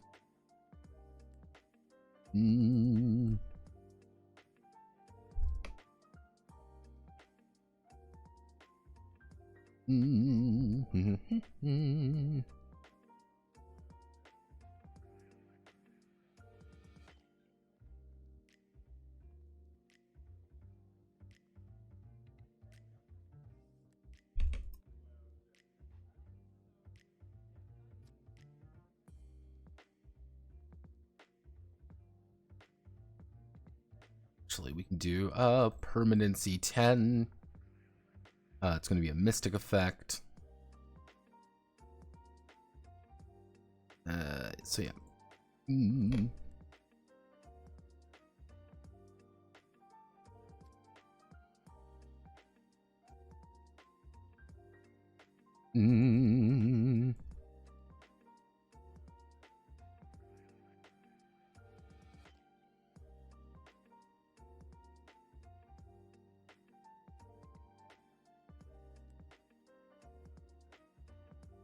Mm.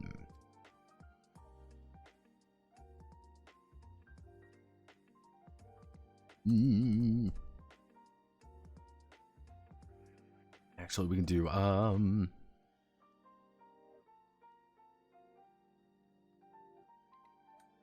actually, let's do the math here. It would be 20, it would be 10.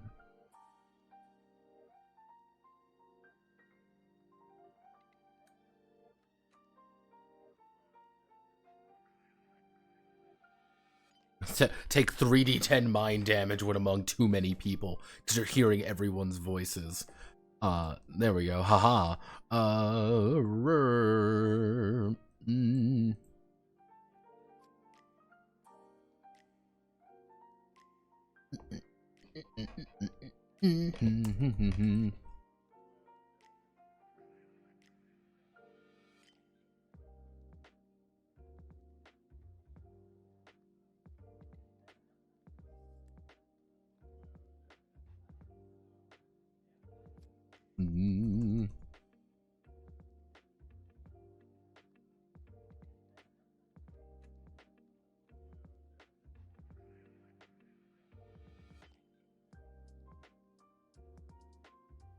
Yeah, Ver has a lot of passive abilities because he doesn't want to give people power, because he's a dick.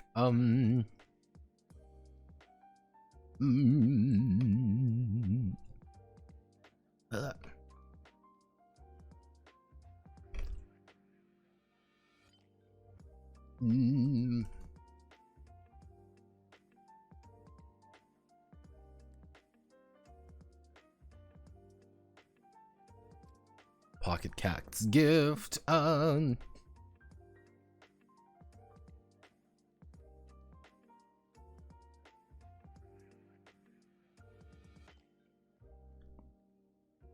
Cat's gifts. We're gonna do summon a simple tool. Mm.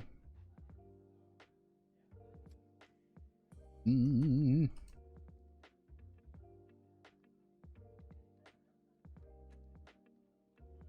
Mm.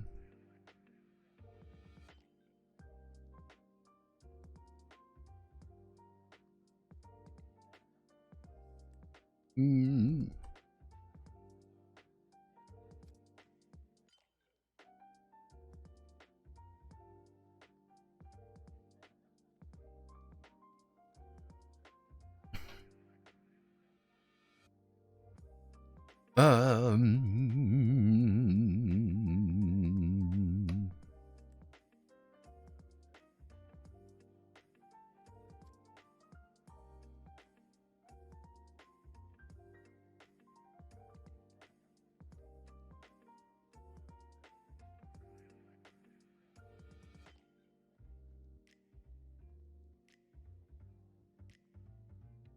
Mm.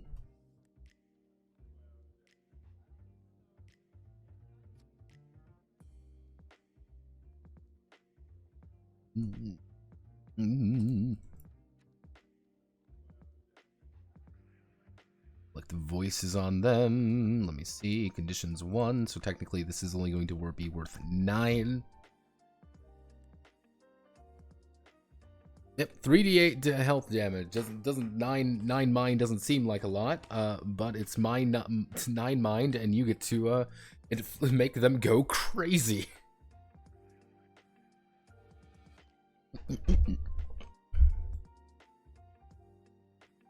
We need to do Venushka now.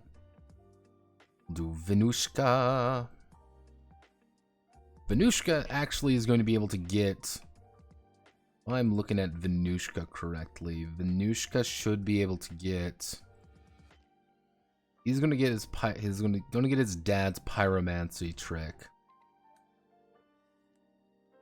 He is going to also get his mom's pheromone.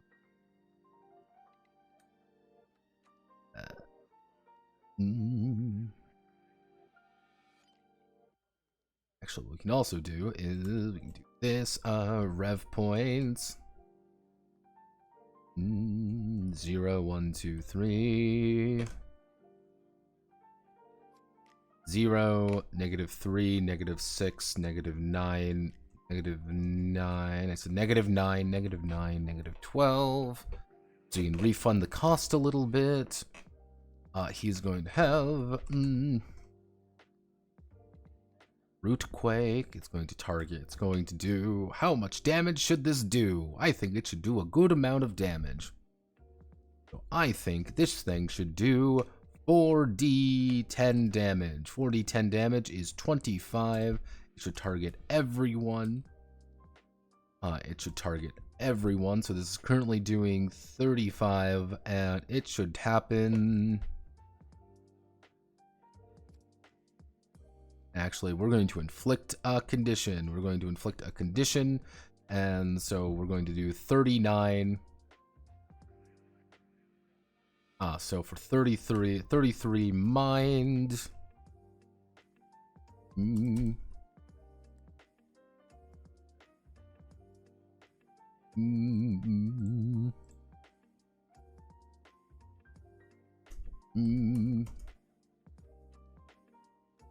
Deal 40-10 deal 40-10 health damage to all targets. Inflict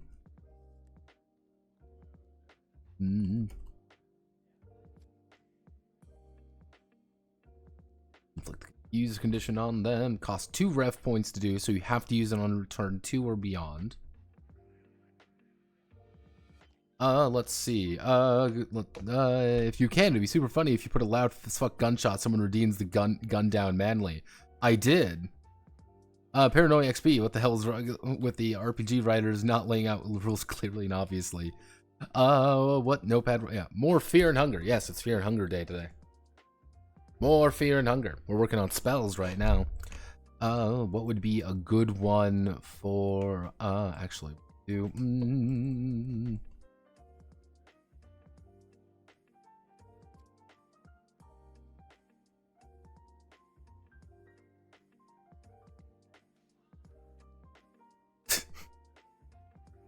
I think I need to readjust the sounds up a little bit, for the alerts. But thank you,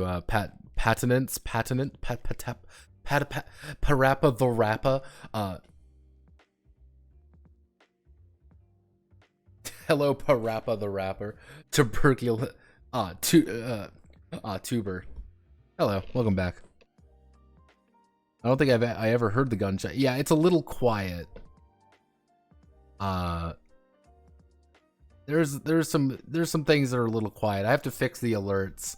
You'll see it up here in the corner, kind of where my mouse cursor is. That's where you should see it. Will see it. Very different.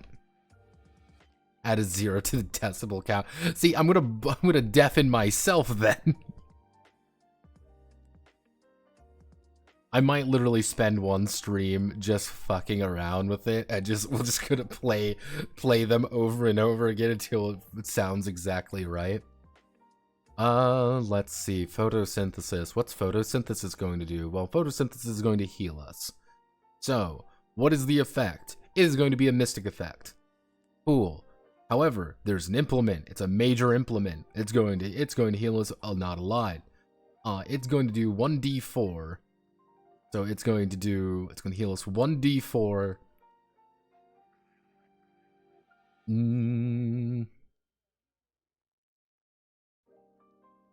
Actually, you know, we do a supernatural effect, d4. All right. Photosynthesis, 0 mind.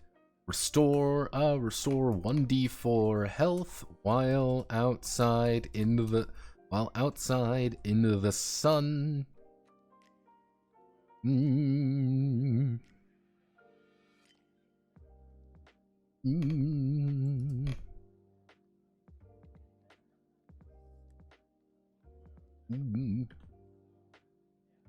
we go. Good old-fashioned photosynthesis. Venushka does give a shit about us. He does care. Venushka does care. Let's do Almer next. Because God bless Almer. Bless Almer. He is our protector. Of course, we're going to be using Blood Sword. Mm.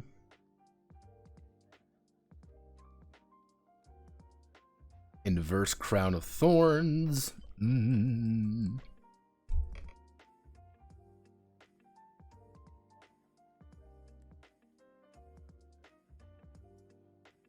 Mm.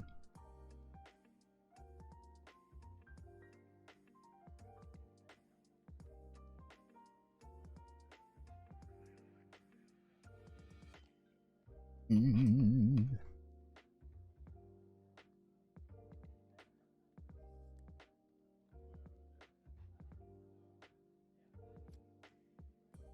Inflict raptures on the caster.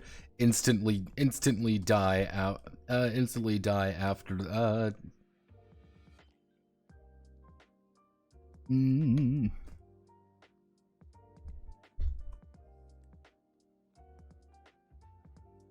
Mm. Don't you feel closer to Almer? Mm.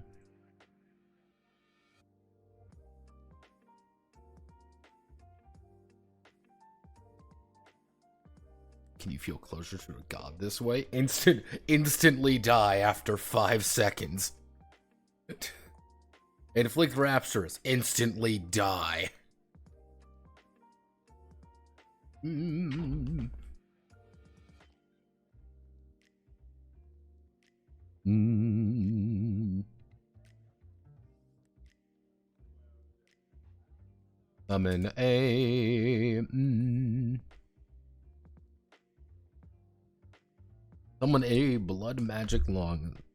summon a blood magic long sword with the...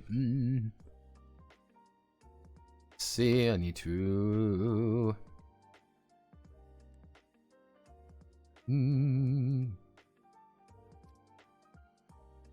Blood art longsword with...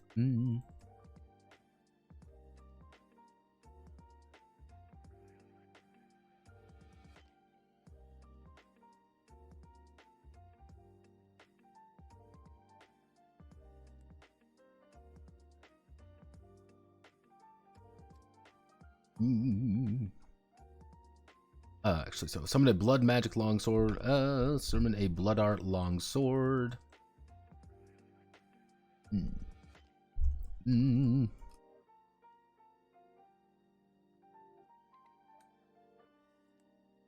a blood art longsword. So if we do summon a martial weapon item permanency, that's 15 mind.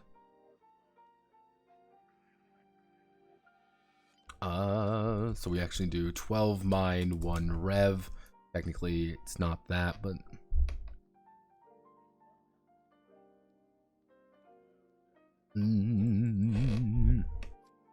What we can do is we can also...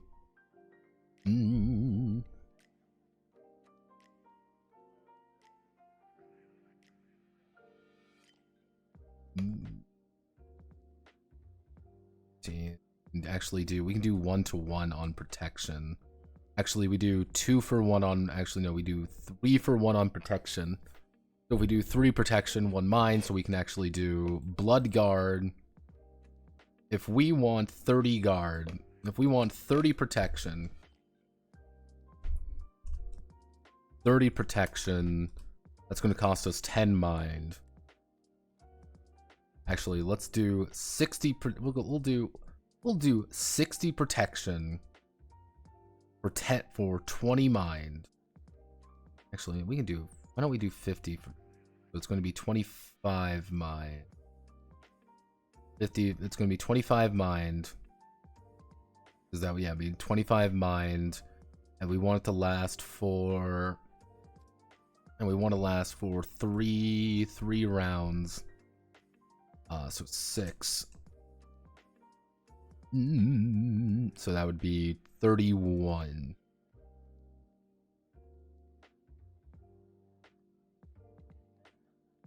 Yeah, that would be 31. Yeah, okay. That I think that's fair.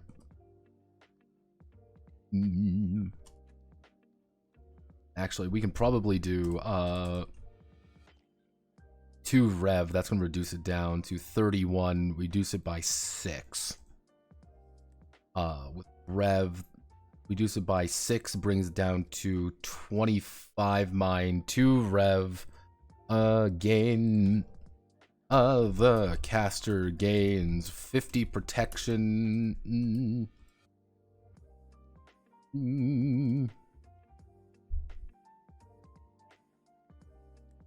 Gains a 50 protection shield for 3 rounds. Effectively means for 25 mine, you get a pretty baller shield.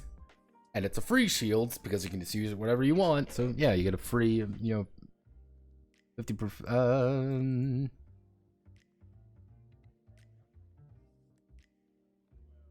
Actually, gains 50 protection for the. We'll just do 50 protection for 3 rounds. You just get free armor. The light spell. Light spell. It is mundane. It's in a mundane effect. It is. Well, actually, yeah, it's a mundane effect. We are doing a. There we go. 5 mind. On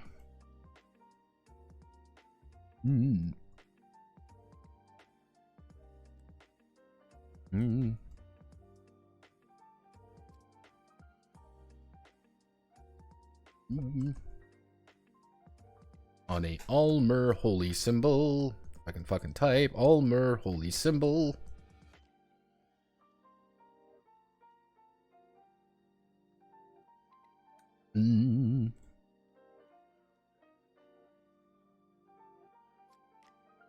Okay, and then we have the God of the Depths. So what we're going to do with the God of Fear and Hunger and the God of the Depths.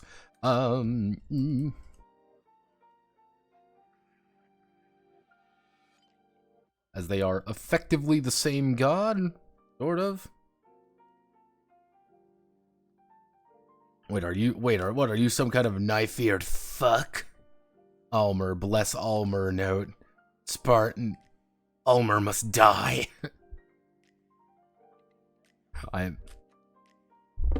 Hey, I'll have you know, Almer is the protector of mankind.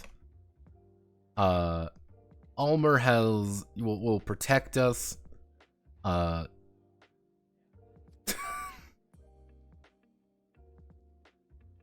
Yeah, Almer is as you can somewhat see, Almer definitely isn't Jesus Christ because he's baller.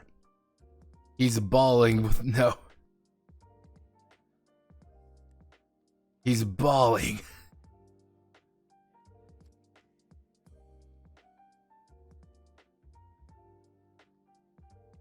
Yeah, yeah, good old Almer is definitely not Jesus. He's again a baller Jesus.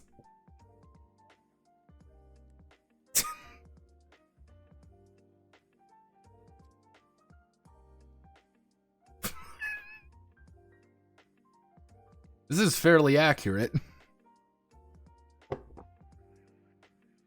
This is a fairly accurate rendition of the lore. Yeah, there's lore. How does it work? Okay, so we need to find the God of fucking Fear and Hunger. Fear and Hunger. Rot. So we're going to do Rot, Flesh Puppetry.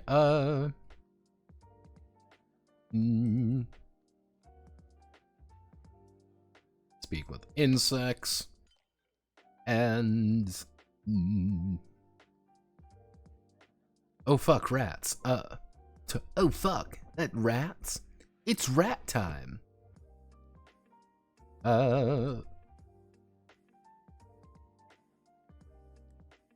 Rot. What does rot do? Time for rotten time, everyone. Let's do. Actually, we should do. Do I actually have a rot condition? Do I have something to mimic the rot condition? a very particular thing. Mm.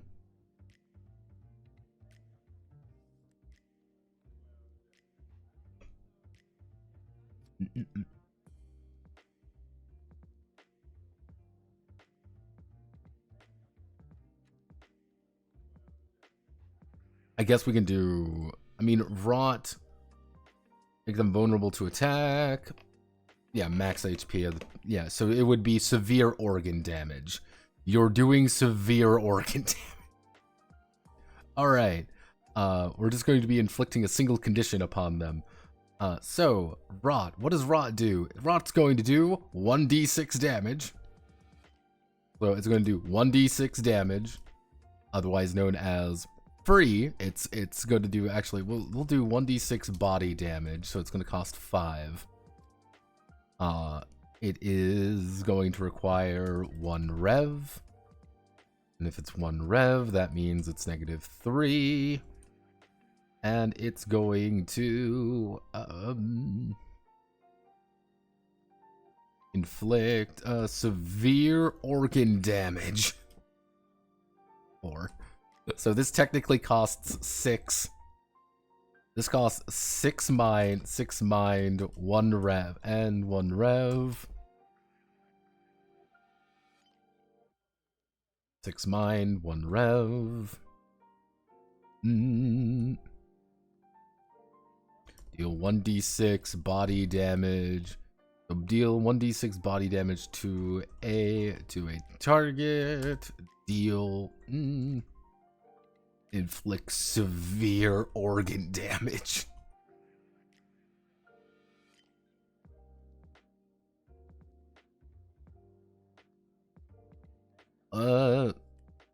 He's talking to everyone. Everyone. Didn't you say casting revive on him just gave him an erection? Yes. Casting revive on because the weird thing is that there is no body there. That's the thing, is that you legitimately can only do that. You just give him an erection because that's the mortal body of him. Because he legitimately left the mortal body, became a god, and said, "Fuck you, got mine." You're like, hey, this seems a little bit fucked up. Maybe we shouldn't do that. But it's like, yep. Let's see. We're going to do permanency, major,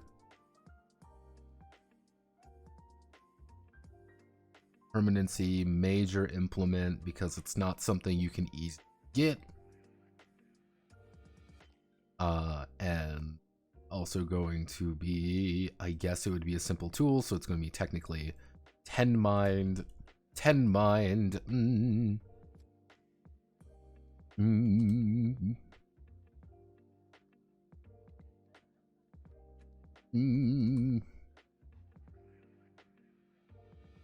Animates a detached limb or organ to mimic its effects.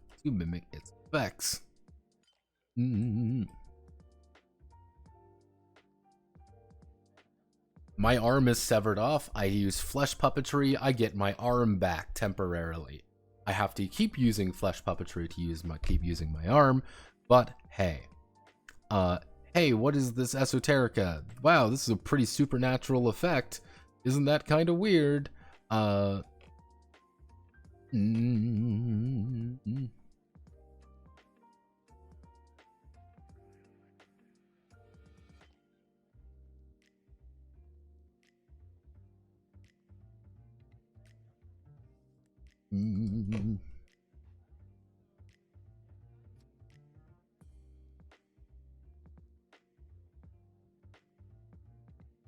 Actually, we're gonna do find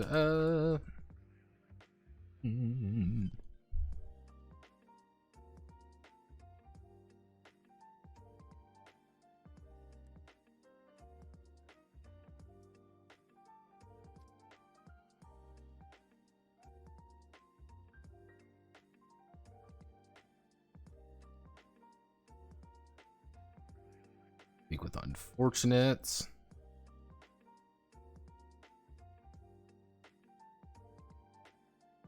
Mm.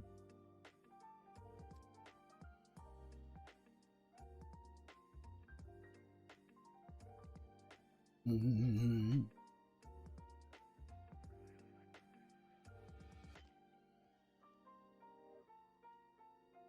Mm.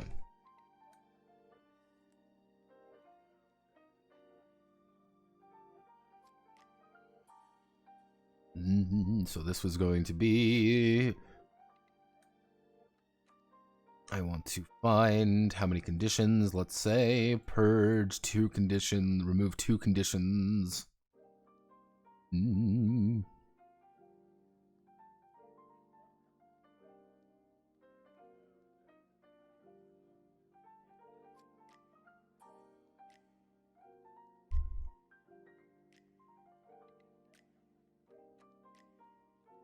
No,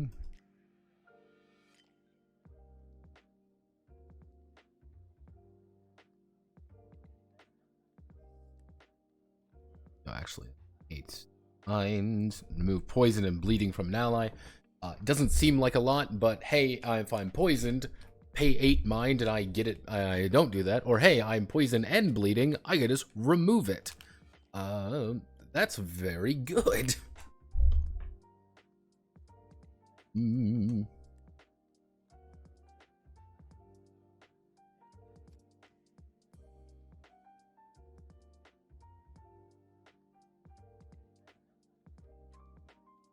you hear that Fallout's creator confirmed that China was the one who started the war?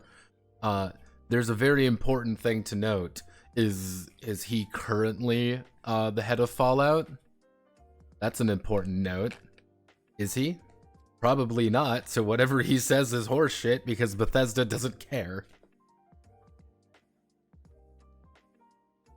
Like, that's the funny thing. He can say all he wants about it, but if he's not actually on the lead team and approved by the people who own the IP, it doesn't really matter. So...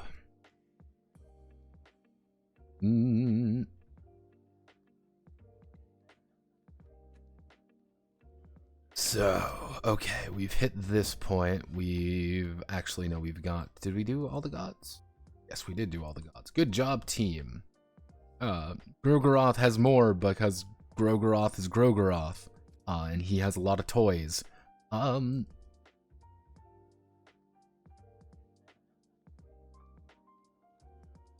Grogoroth is the god that we all like because Grogoroth is the one who actually does shit. Because he's like, here's your new toys. Side note, ritual casting. Ritual casting.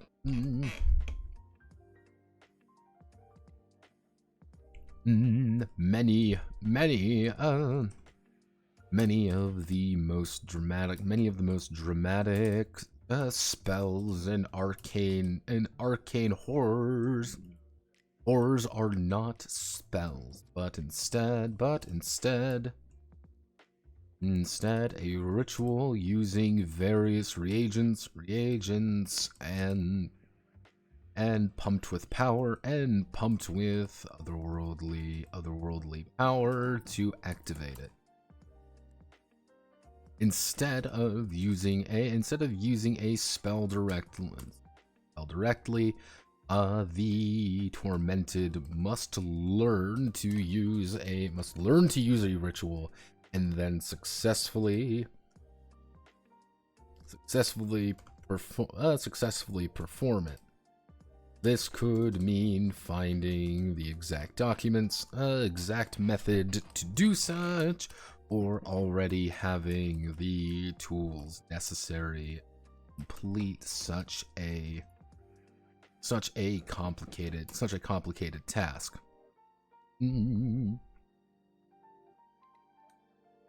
For example, we'll do, for example,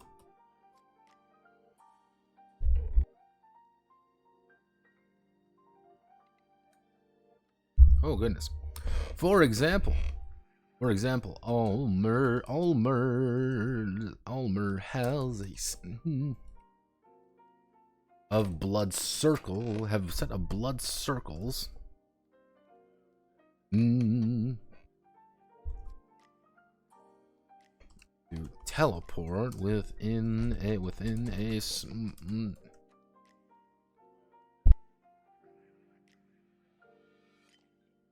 Oh goodness, give me one moment. Whoa. Whoa.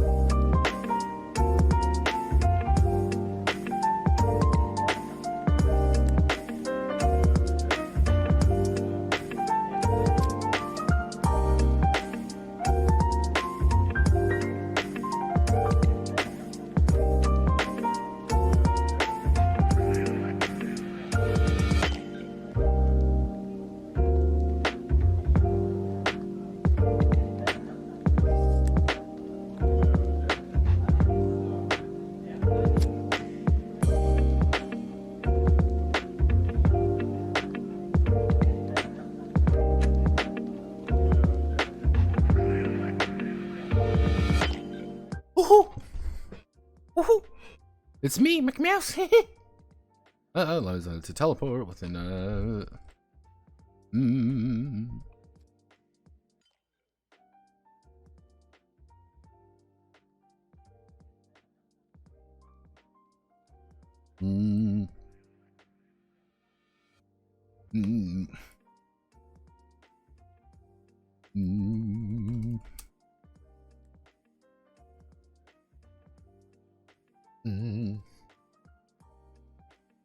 There we go, and I'm going to literally keep an entire section here being like, let's make our own spells.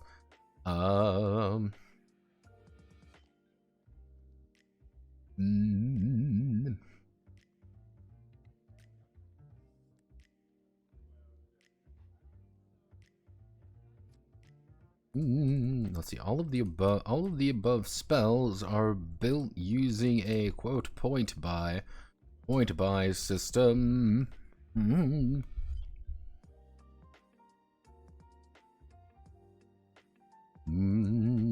What if the Void wants to create their own spells? Consult the following charts. When in doubt,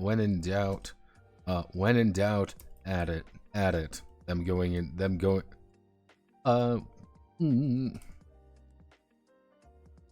it to the list. Pretty much like the idea, what I want to get across is that, like, hey, as the tormented, using spells is danger. I want that to be like a known fact. Spell equal danger. Now, I know I'm going to have to add all these spells. It's just going to take time. I want to get done with this, and oh god, we are so close to finishing up, and that's so annoying. I'm very tired. Might do a mic stream. This might continue to Monday. It would still, if we go to Monday, we would still be within our time. We would still be doing fine. It would just be, we'd be pushing it a little late. Let's just say that into December for certain things. And I'm not super happy with that, but it happens. I'm only human.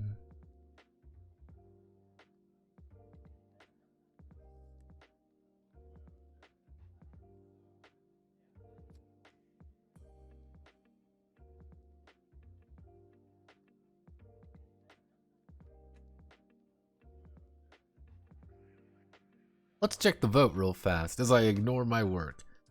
Currently we have a tie for second.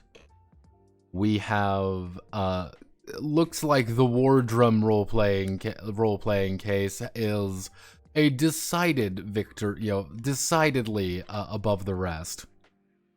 But currently, we have a tie between fairy tales and superhero role-playing games. I'm gonna let this run out for a few days, see what people do. You never know. 7, Fantastical Case of Fantasy #2 is very close behind. Currently the one that's doing the worst is Light Games and the Riddle of Steel, but I'm not too surprised on that. We've got a 2-way tie for second place and a 2-way tie for third place, so it's anyone's game.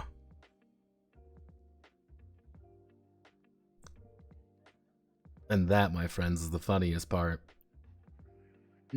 So, all gods have desires, something they want to happen.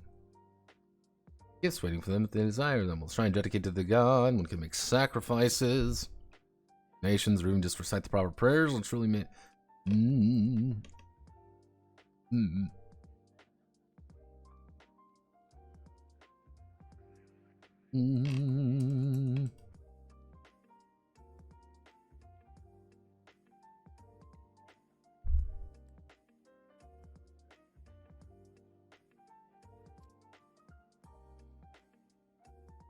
Every god's favor is measured. Every god's favor is measured from -10 to 10. The more extreme it is, the more the god has an investment in the tormented success or dramatic or failure. Each of their various desires can be measured as either a minor or major desire. Minor desires are niceties and boons that the god is pleased with. If not entirely,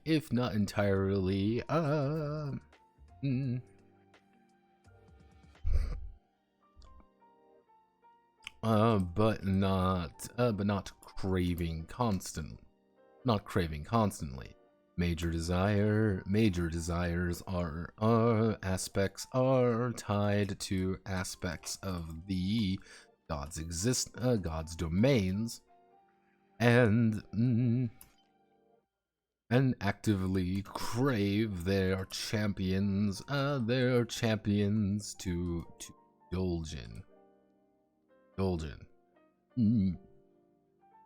Succeeding at a minor desire increases their favor by +1, while going against it, that would be a -1. Major desires increase their favor by +3, but incur their wrath with should it be broken with a -6. -6 to favor. -6 to favor.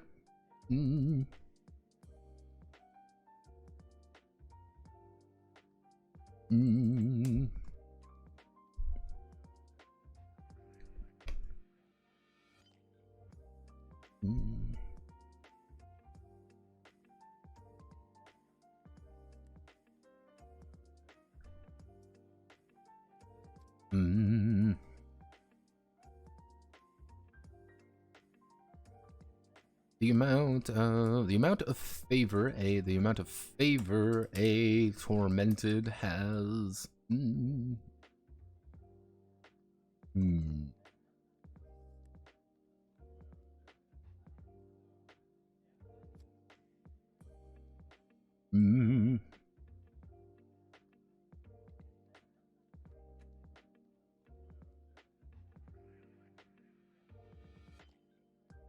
The tormented may leverage their favor. May leverage their favor in a variety of ways. And let's see, the tormented may leverage their favor in a variety of ways. The most notable of which is improving themselves.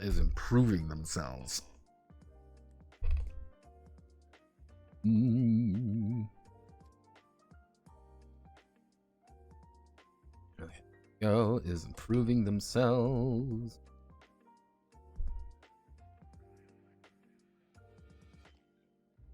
The tormented may spend their favor. They spend their favor to increase any of their fears or hopes. By one. May spend their favor to increase their fears or hope by one to a. Actually, we want to do. Insert table here. We do what it is. So. Boon cost description. So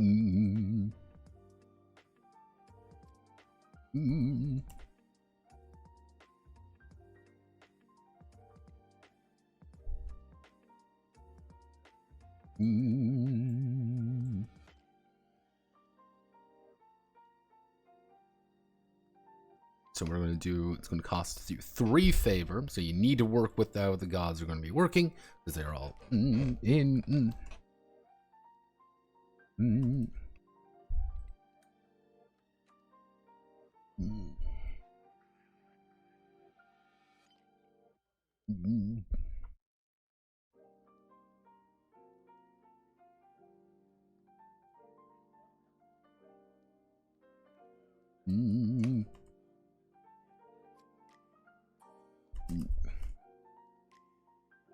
+1 to a maximum of +3. Tormented increases one of their fears by +1 to a maximum of +3.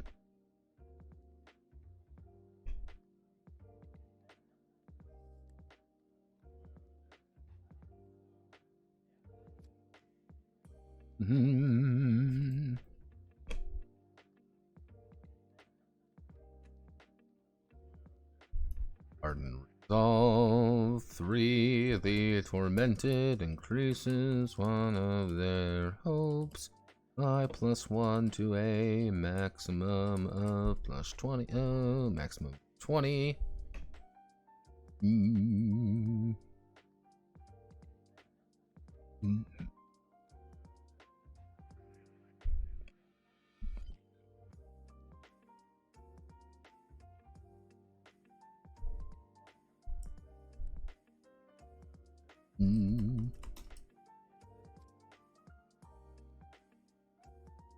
Preferred fear by God's preferred fear by +1 to a maximum of +5.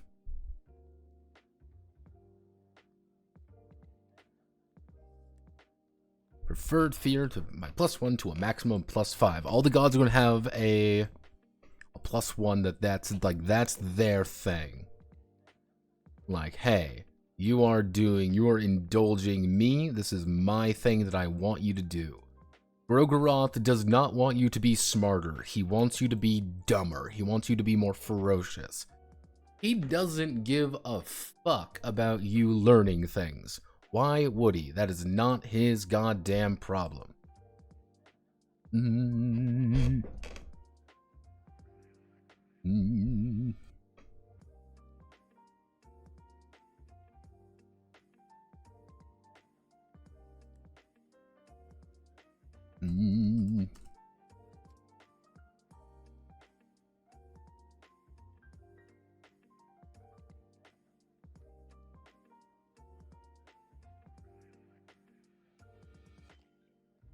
You can get to a point where it's like, hey, yeah, I am I am unbreakable.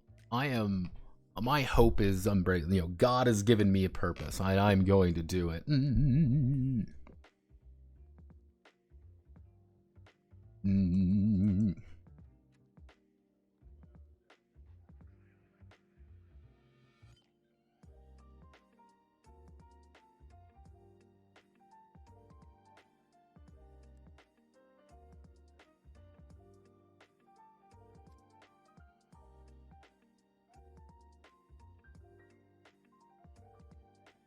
Or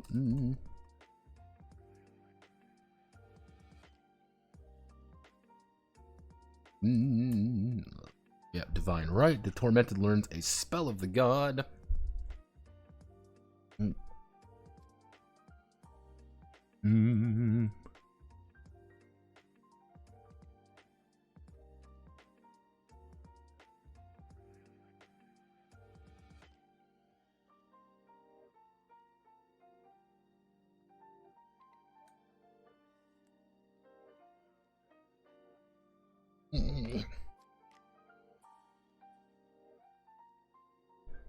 Divine favor.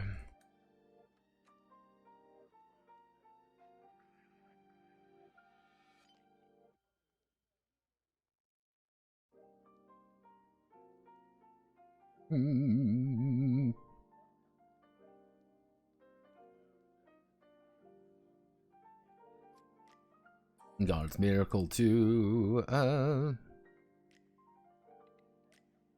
God's miracle. This is how we're going to improve ourselves. Because technically, I didn't have an XP system. Yeah, technically, I didn't have an XP system in the game. You couldn't level up for a while. You can level up now.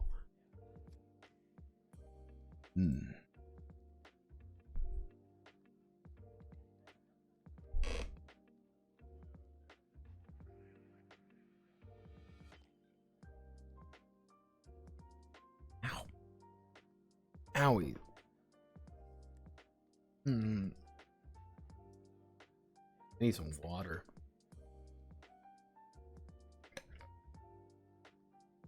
Need some food in my system is what I need to do. Alright.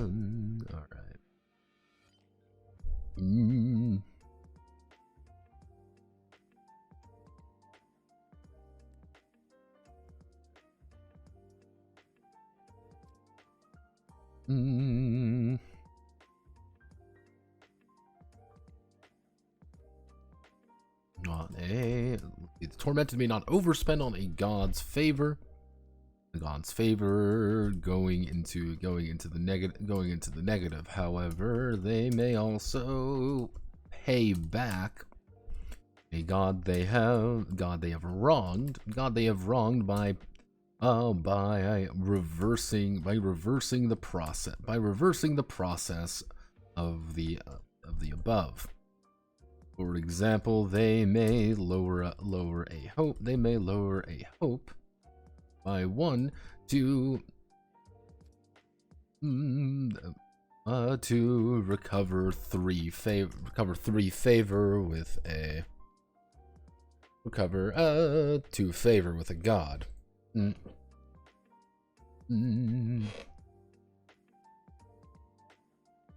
Going into the negative, only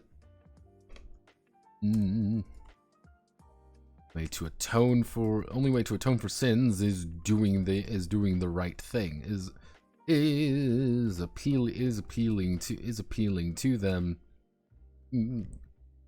Is by appealing to them. By appealing to them directly. One may petition their followers for assistance as well. The tormented may use their the tormented may use their favor as a bonus to their acuity. Yeah. Ow. The tormented may use their favor as a bonus to interacting with the with the God's followers. However, this bonus does not extend to their... this bonus does not extend to their enemies. Instead acting as a penalty. Working with one is working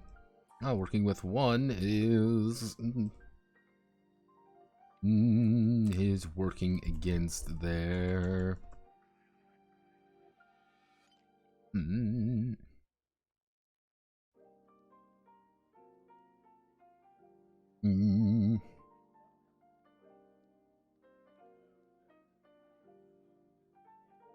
one's but a speck.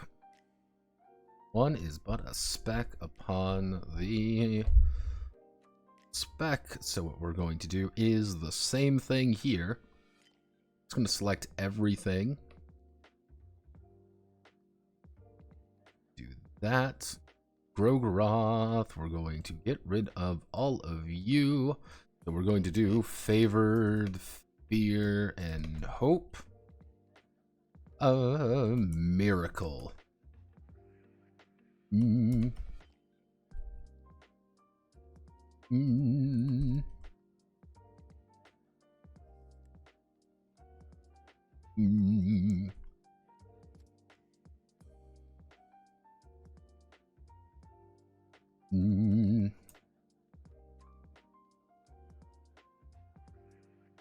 New wicked cursed and possibly sentient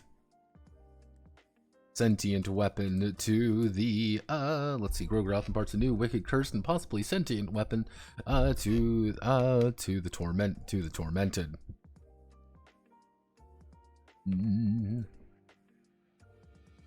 Favored fear and hope. She is going to be, if I recall correctly, she is going to be focusing on art. And it would be enigmatic. I guess it would be, yeah, enigmatic and heart.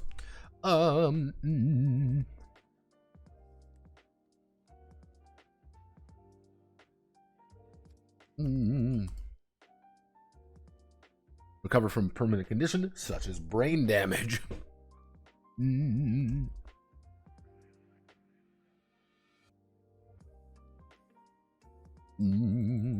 Favored fear and hope. Favored fear would be acuity. It would be acuity and prowess.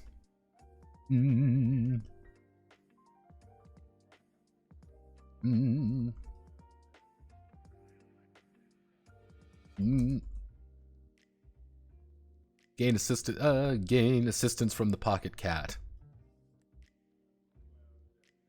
And verse other servants.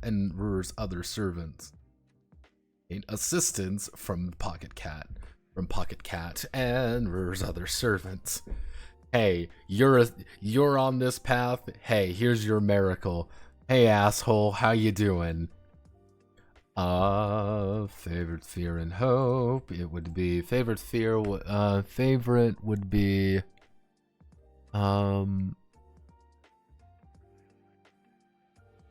acuity and not endurance. It would be occult. No, he would be endurance. Venushka, because he is the god of nature.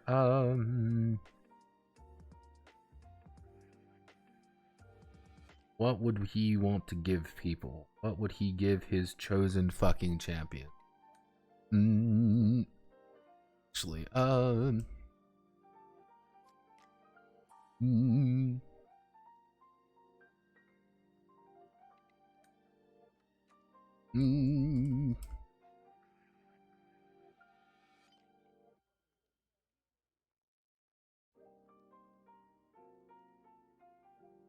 there we go. Manushka will actually heal a full limb out of you. Almer. Almer's, let's see, we want to get rid of this. We want to delete 2 rows. Favored fear and hope. His favored fear is ferocity. His hope is heart. Because he believes in you. Oh, his miracle. What would be Almer's miracle? Because he would be giving you something cool. Actually, no, it would be endurance.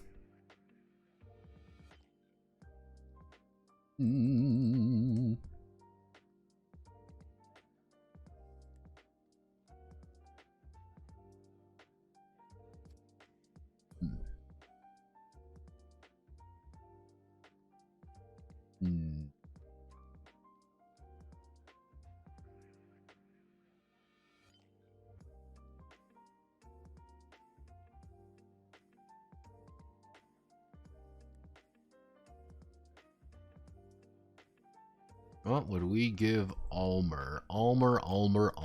What would we give Almer to make him cool? I don't know. God of the Depths. Of course. It would be acuity and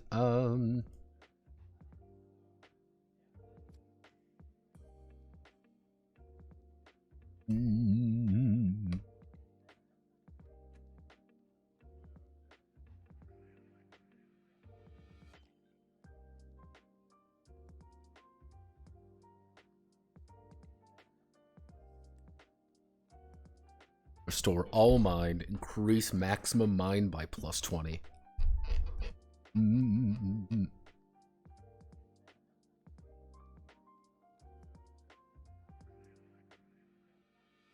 Actually, no, we can actually do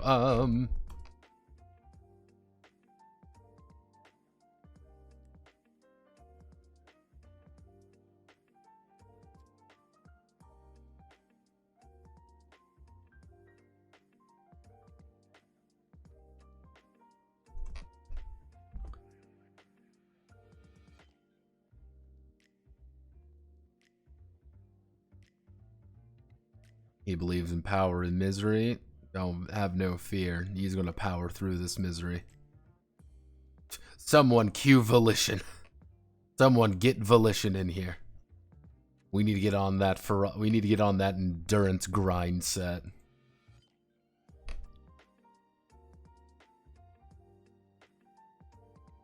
Whoa, whoa, whoa, whoa. Whoa, lo, lo, lo, lo, lo.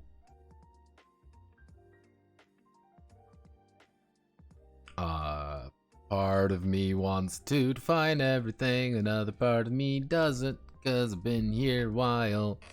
I'm gonna debate on putting everything in, but that should be everything. Should be everything we need.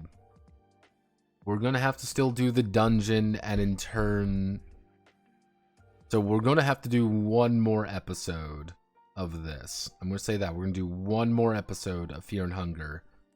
A little bit longer than I had intended, but I